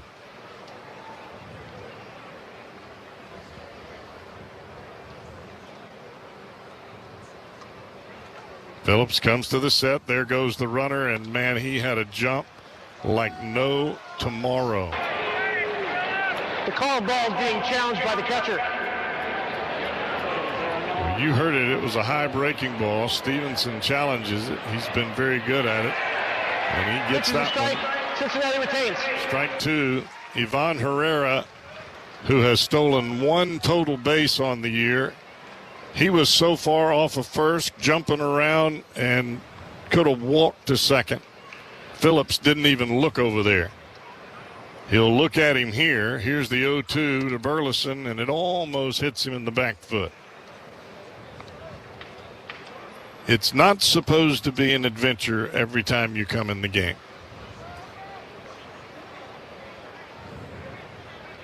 One ball, two strike count. Pitch. Popped up, and it will be right to Blade in left field. He'll make the catch, and there's one down.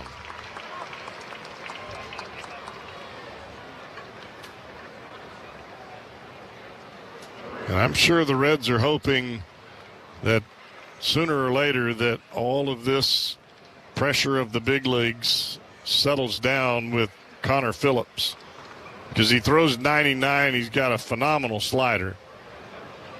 And we all believe that he could just be great at the big league level, and I'm sure he's been told that for a long time. But it doesn't matter what we think. He's got to believe it. Into the dirt here to Walker. It's a 1-ball, no strike count.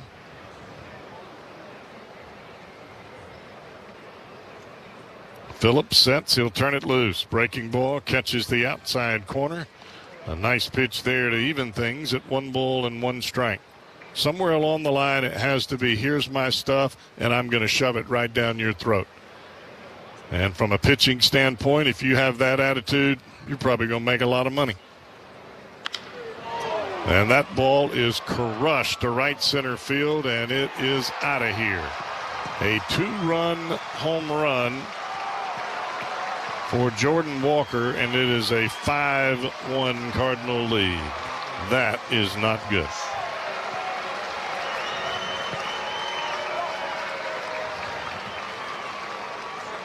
Fastball down and away. And that is right in the wheelhouse of Jordan Walker. Those big fellas, you got to pitch them inside.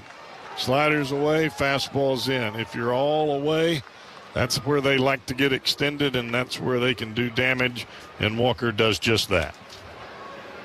Here's Nolan Gorman. And he will take a pitch off the inside corner, and it's 1 ball, no strike count.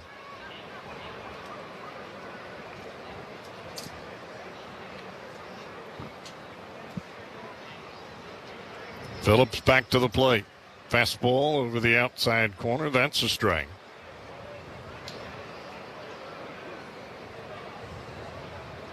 One and one here to Gorman.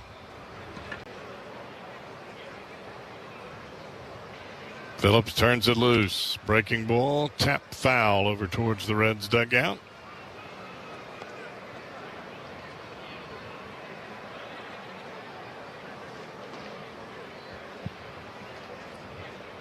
One and two here to Nolan Gorman, who is 0 for 3 on the day. And Phillips to the plate, way up and away.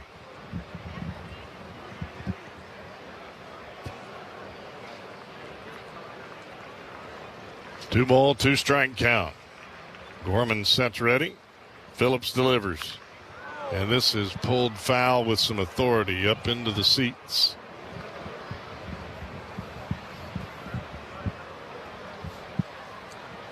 He likes that ball close to him, especially down. And that was down. It just happened to break in off the plate. Another 2-2 pitch. And that's going to miss way down and in. A breaking ball again from Phillips, and it's a 3-ball, 2-strike count.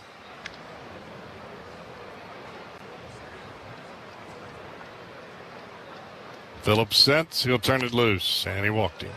Second walk of the inning for Connor Phillips, and that has been his Achilles heel. Now, granted, Walker hit the home run, but home runs for Phillips have really not been the issue. It has been the walks, and he has now walked 28 batters in 27 innings. He struck out 27, but the walks,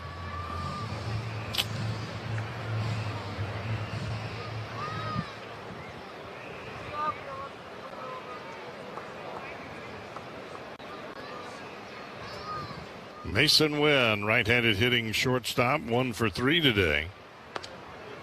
Breaking ball, that's a strike over the outside corner. And the walks are a big reason collectively why the bullpen has struggled so much here in the month of May.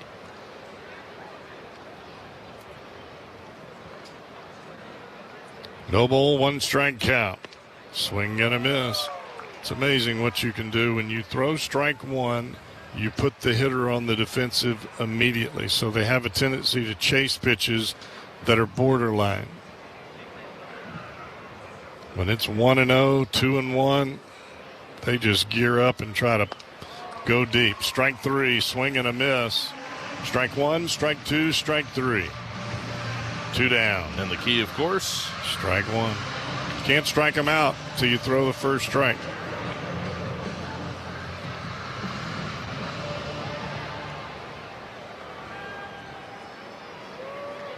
Here's Brian Torres in his major league debut. He has walked, he has singled, he has grounded to first.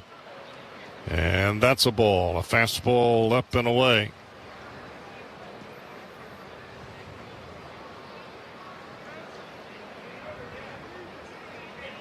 One ball, no strike count. To the plate, way up and away. 2-0.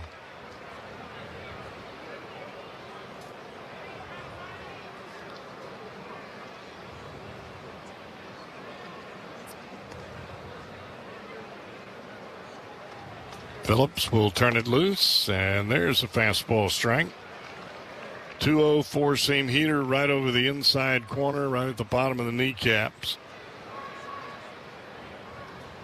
That's where that first pitch needs to be. Down, you got to throw it down the middle. Swing and a miss. You just have to understand that 98 and 99 on the first pitch is tough to hit. I mean, really tough to hit, especially if it's down. 2-2. Pulled foul, another breaking ball. Phillips has found a lot of success with his breaking ball, so he uses it a lot because he gets a lot of swing and miss with it, and that's fine. But you've got to be able to use that to your advantage and get ahead with a fastball, and then you can feed him that hook over and over again. 2-2 pitch coming. Up and away.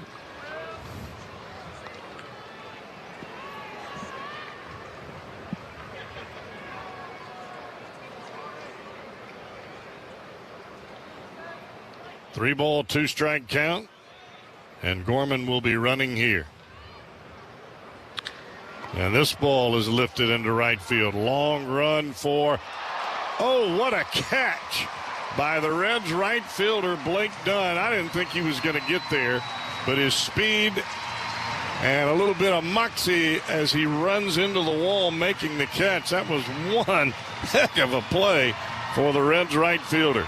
I mean, that ball was hit on the screws, and Dunn just outran the baseball. So 2 runs across on the 2-run home run by Jordan Walker. It's 5-1 Cardinals. Bottom of 7 coming up here on the Reds Radio Network. At Cincinnati Children's, we're more than a hospital. We're your hometown health system with a global impact. Every day, we care for every child who walks through our doors because every child deserves the care we give. But we can't do it alone. Donor support is critical, especially now. Join us in making a difference for kids here at home and around the world. Visit CincinnatiChildren's.org/give today.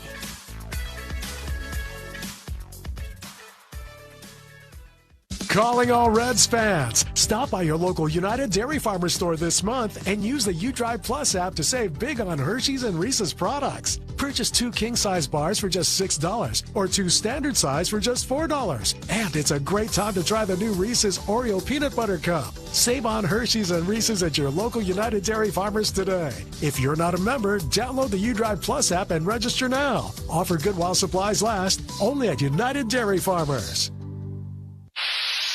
Pump up the volume. Business moves fast. Orders roll in, deadlines close in. When you ship with USPS Ground Advantage, you can keep up with confidence. Every package stays in our secure network from dock to door. And with nationwide reach, dependable tracking, and upfront affordable pricing, you get built-in peace of mind. You run the business. We run the routes. Visit USPS.com/Ground Advantage to learn more. With 60 nonstop destinations, CVG will get you from the dugout to your destination in no time. Make CVG your MVP for travel convenience. Visit CVGAirport.com for more information. CVG Airport, connecting you to home runs.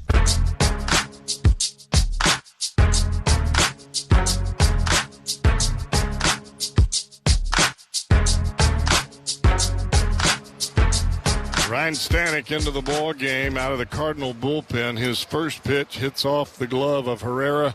Karams back to the backstop as Sal Stewart goes down to one knee swinging at the second pitch of this at bat, and it's a 1-ball, 1-strike count.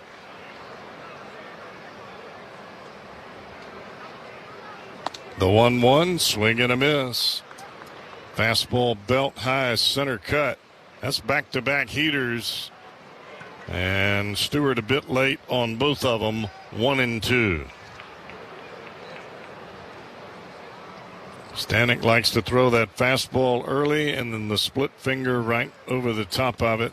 There's the split, and it will bounce outside to even things at 2 balls and 2 strikes.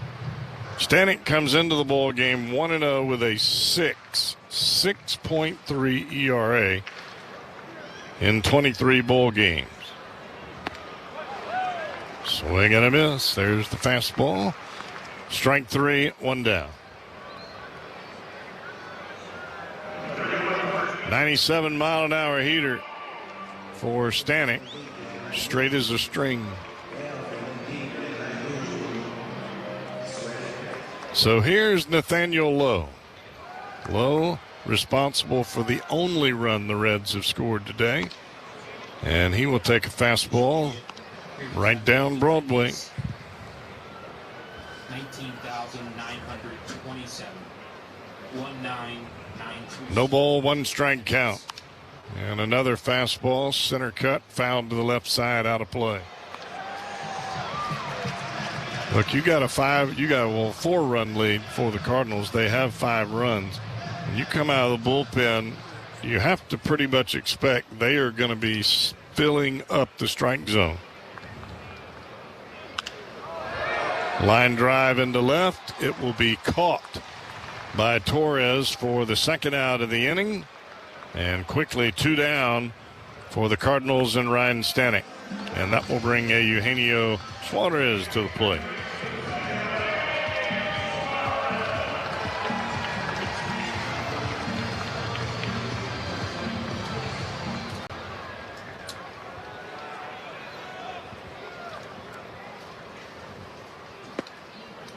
Fastball misses outside. 1 ball, no strike count here to Suarez. Stanek has walked 17 batters in 20 innings. The pitch. And that's a strike. Fastball, bottom of the zone. But he has come out here today. He is getting ahead with the fastball. But having that 4-run lead helps a bit. Swing and a miss. Another heater, this one at 99, and it's a 1 ball, 2 strike count.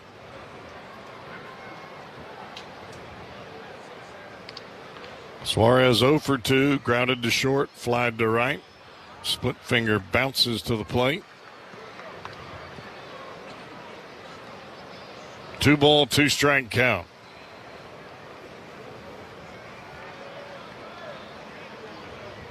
"5-1 Cardinals. The Reds are running out a runway here. Grounded into the Cardinal dugout on the third base side, a split finger. And just a bit out in front was Suarez. Count stays 2-2. Thought maybe the Reds were getting something going in the second. They had the home run from Lowe. They had a couple of men on, and since the double play, they have not had a base runner. Pitch. Fouled back behind home plate. Fastball upstairs. Suarez got enough of it to foul it off. Count stays at 2-2. 2 down. 15 consecutive batters retired by Cardinal pitching. Foul to the right side. A slider this time from the right-hander Stanek, and Suarez timed it up just enough to foul it off.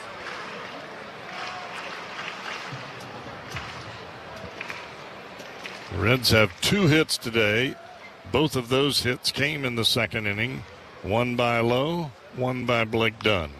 Fouled back again. Another fastball from Stanek.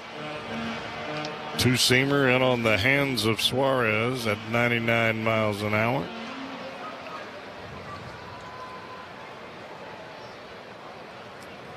Another 2-2 pitch. Down and in with that sinker, and it's a 3-ball, 2-strike count. That's a pretty good take by Suarez.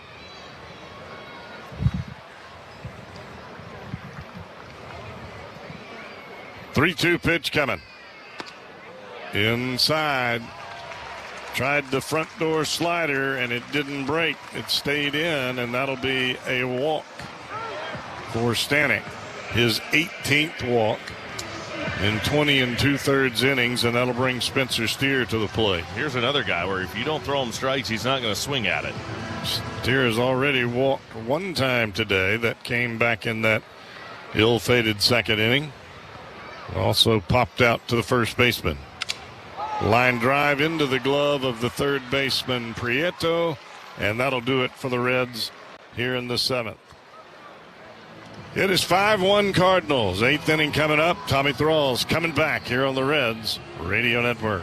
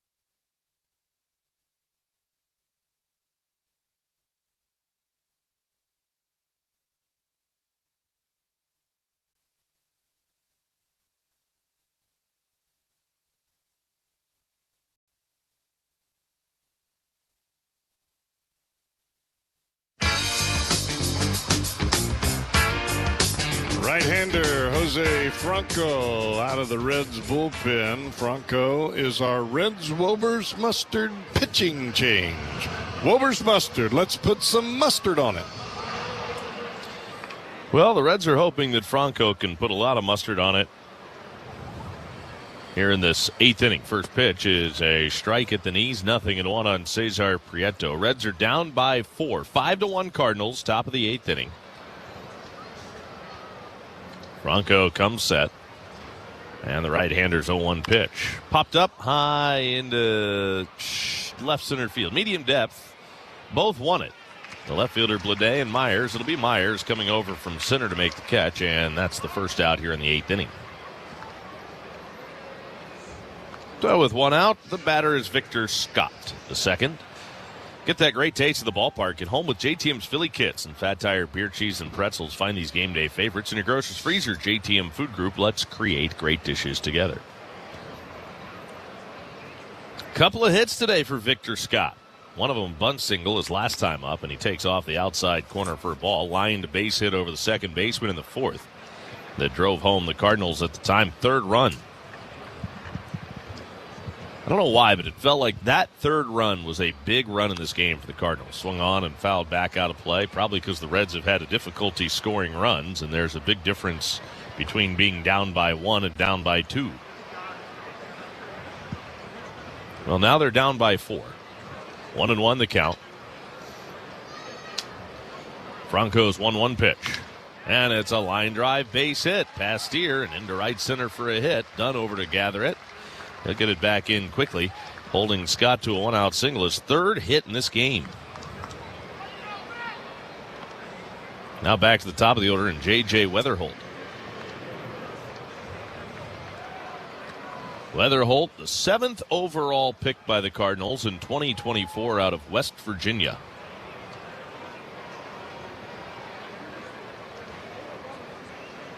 In fact, he and Victor Scott were teammates at West Virginia. First pitch to Weatherholt, off the plate outside.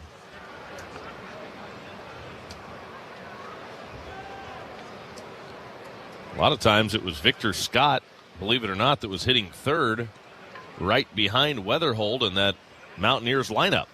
This ball's ripped down the right field line, foul in the seats.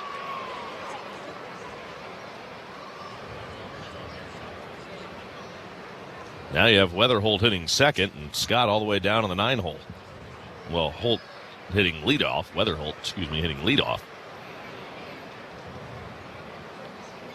1 ball, 1 strike.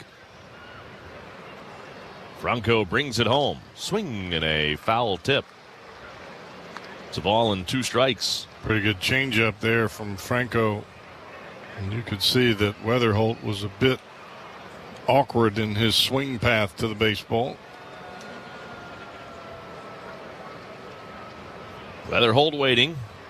Left-handed batter standing there, bat resting on his shoulder. Now he lifts it. The pitch, fouled back. Still a ball and 2 strikes on J.J. Weatherholt.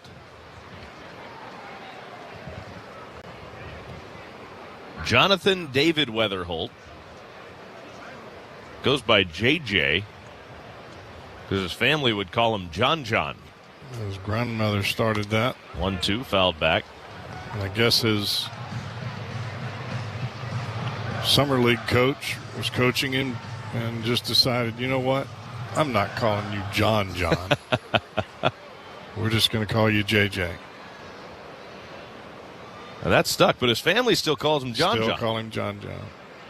1-2 on Weatherholt. The pitch is low and inside, and the count evens up at 2 balls and 2 strikes. Runner at first base with 1 man out. 5-1 in favor of the Cardinals.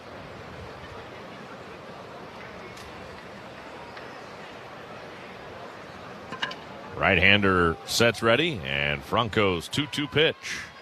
Swing and a miss. Struck him out. Got him with a fastball. Weatherholt down on strikes for the 2nd out here in the 8th inning. And the batter is Ivan Herrera. It's kind of funny, the similarities between Weatherholt and Sal Stewart. When you look at their years so far, both of them got off to great starts in the month of April and have cooled off in May. The pitch is a slider down too low on the outside corner. The count is 1-0 on Ivan Herrera. Well, that's to be expected at the big league level. When teams don't really know that much about you and haven't been able to put their eyes on you, they're gonna throw you the ball away. The 1-0 to Herrera, swing and a miss, and a slider away in the dirt. That's normally how you start. Let's see what he does with it, because a lot of young kids pull off the ball. Those two don't pull off of it. After you beat them to death, hitting the ball with authority out over the plate, they're coming in. And then that's where the rubber meets the road. 1 ball, 1 strike. Herrera lifts it in the air. Right center field. It's hit high. It's deep. On the run. Myers on the track. Can't get it. And now he kicks it away from him, and it goes rolling along the wall toward the right field corner. 1 run home. Into third base is Herrera. He's there standing and holding, and Dane Myers a little slow to get up. He went lunging for it. Couldn't make the catch. And then as he went stumbling to the ground, crashing into the wall, he actually kicked the ball away from both he and Blake Dunn, and it was Dunn that had to chase it down. Yeah, I thought he was going to catch this ball. It looked like his eyes went to the wall as he reached for it. I mean, the ball hit him in the wrist, not in the glove. It hit the wrist. That was definitely a catchable ball, and it turns into a triple. 6-1 Cardinals, and Alec Burleson standing in. Burleson takes in the dirt inside. Victor Scott scoring easily all the way from first base with 2 outs in the inning.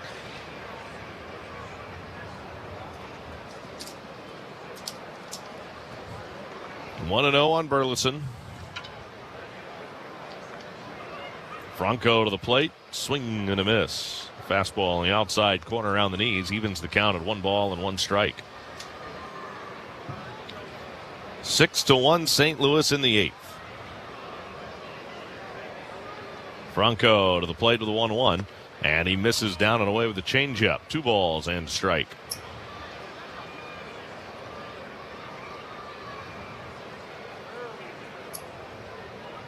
Chris Paddock started this game for the Reds. Franco's pitch cut on and missed. Slider over the outside corner. Paddock went 5 innings, allowed 3 runs on 7 hits, walked 3, struck out 5. Very easily could have eliminated 2 of those runs, wiping out 1 of the hits if the Reds were able to turn a double play ball into a double play. Instead, it went for an RBI single and extended the Cardinals' 3rd inning. Ground ball foul, first base side. They would end up getting 2 that inning, 1 on the ground ball that went under the glove of Ellie. What should have been an inning-ending double play. 2-2 on Burleson. The pitch. Burleson takes up and away. Fastball, and the count fills up 3-2.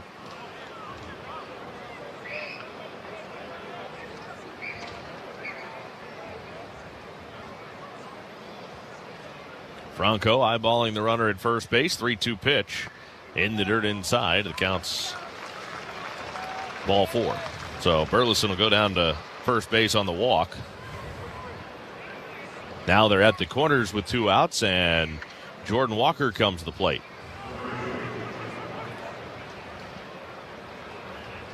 You know, you hear that old saying, quarterback throws the ball. If it touches your fingers, you should catch it. That's kind of the NFL college mantra for a wide receiver. Well, the same is true in baseball. If you can reach it with your glove, you should catch the ball. We're so enamored with velocity now that we just score these balls hits when they, in effect, have been errors for the last 100 years. Pitch is down too low. 1 ball, 1 strike on Jordan Walker. Just because we can measure it now doesn't necessarily mean that you shouldn't catch it. You should catch those balls. That's why you get paid millions of dollars here at the big league level. Broncos 1-1.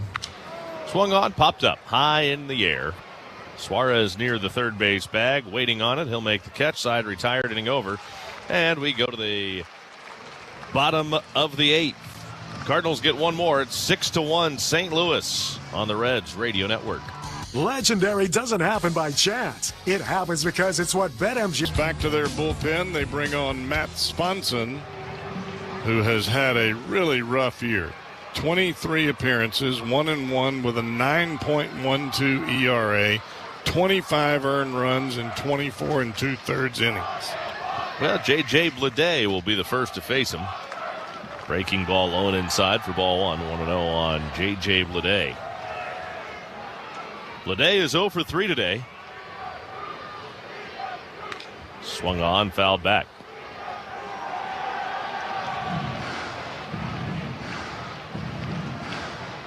One ball, one strike on J.J. Bleday.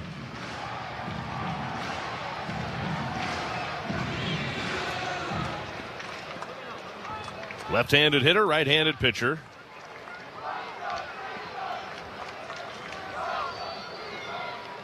Right-hander sets ready, and here comes the 1-1 to Bleday. Almost hit him. That one got away a little bit. Spiked it over at the ankles of the left-handed hitting J.J. Bleday. Well, 14 walks in 24 and 2/3 innings to accompany the runs. Kind of makes sense.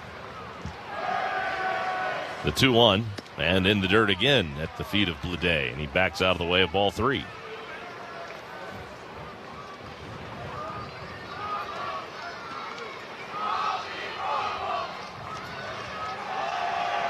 Three and 1 on J.J. Bleday. 8-1 St. Louis, bottom of the 9th inning of game 1 of today's doubleheader.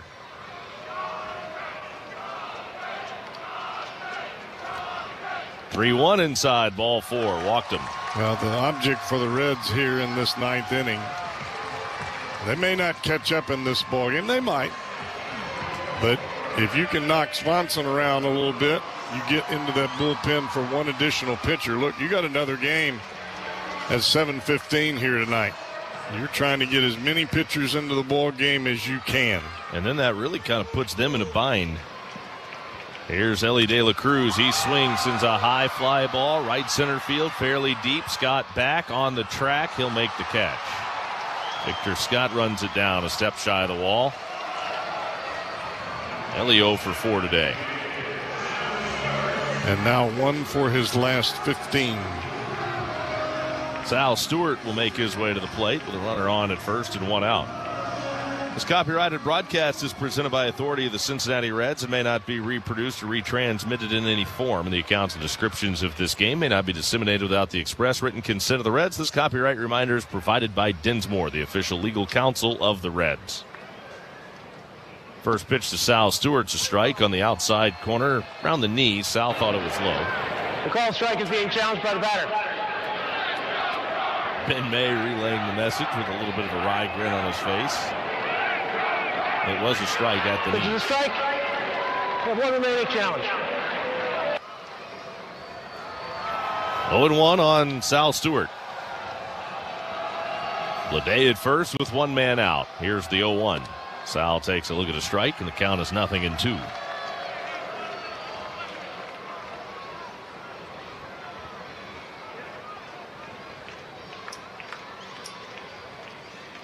Swanson sets at the belt. Now his 0-2 pitch, swinging and a miss, struck him out with a breaking ball. Stewart strikes out, 2 gone here in the 9th inning. Now it's up to Nathaniel Lowe. J.J. Bleday worked a good at bat, worked a walk. But first ball swinging, Ellie flew out to center. Then the strikeout of Stewart, and now Nathaniel Lowe with 1 on and 2 out. First pitch, Lowe takes a strike on the outside corner. Lowe provided the Reds their lone run in this game. And when I say he launched one out of here to right, he destroyed it. The 0-1. Lowe takes a little bit low on the inside corner. The count is even at 1 ball, 1 strike. Call ball is being challenged by the catcher. The catcher wants to challenge. Open down. So what? And it was just a little bit low. Call's confirmed.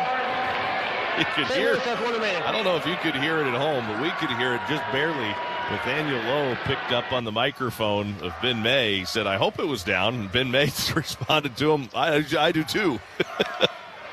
Fouled back by Lowe. 1 ball and 2 strikes on Nathaniel Lowe. Reds are down to their final strike here in the 9th inning. 8-1 the score.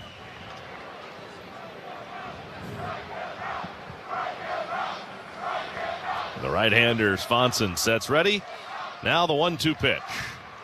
Backdoor breaking ball hangs off the outside corner. Herrera tried to frame it. No luck. It was well off the plate. 2-2.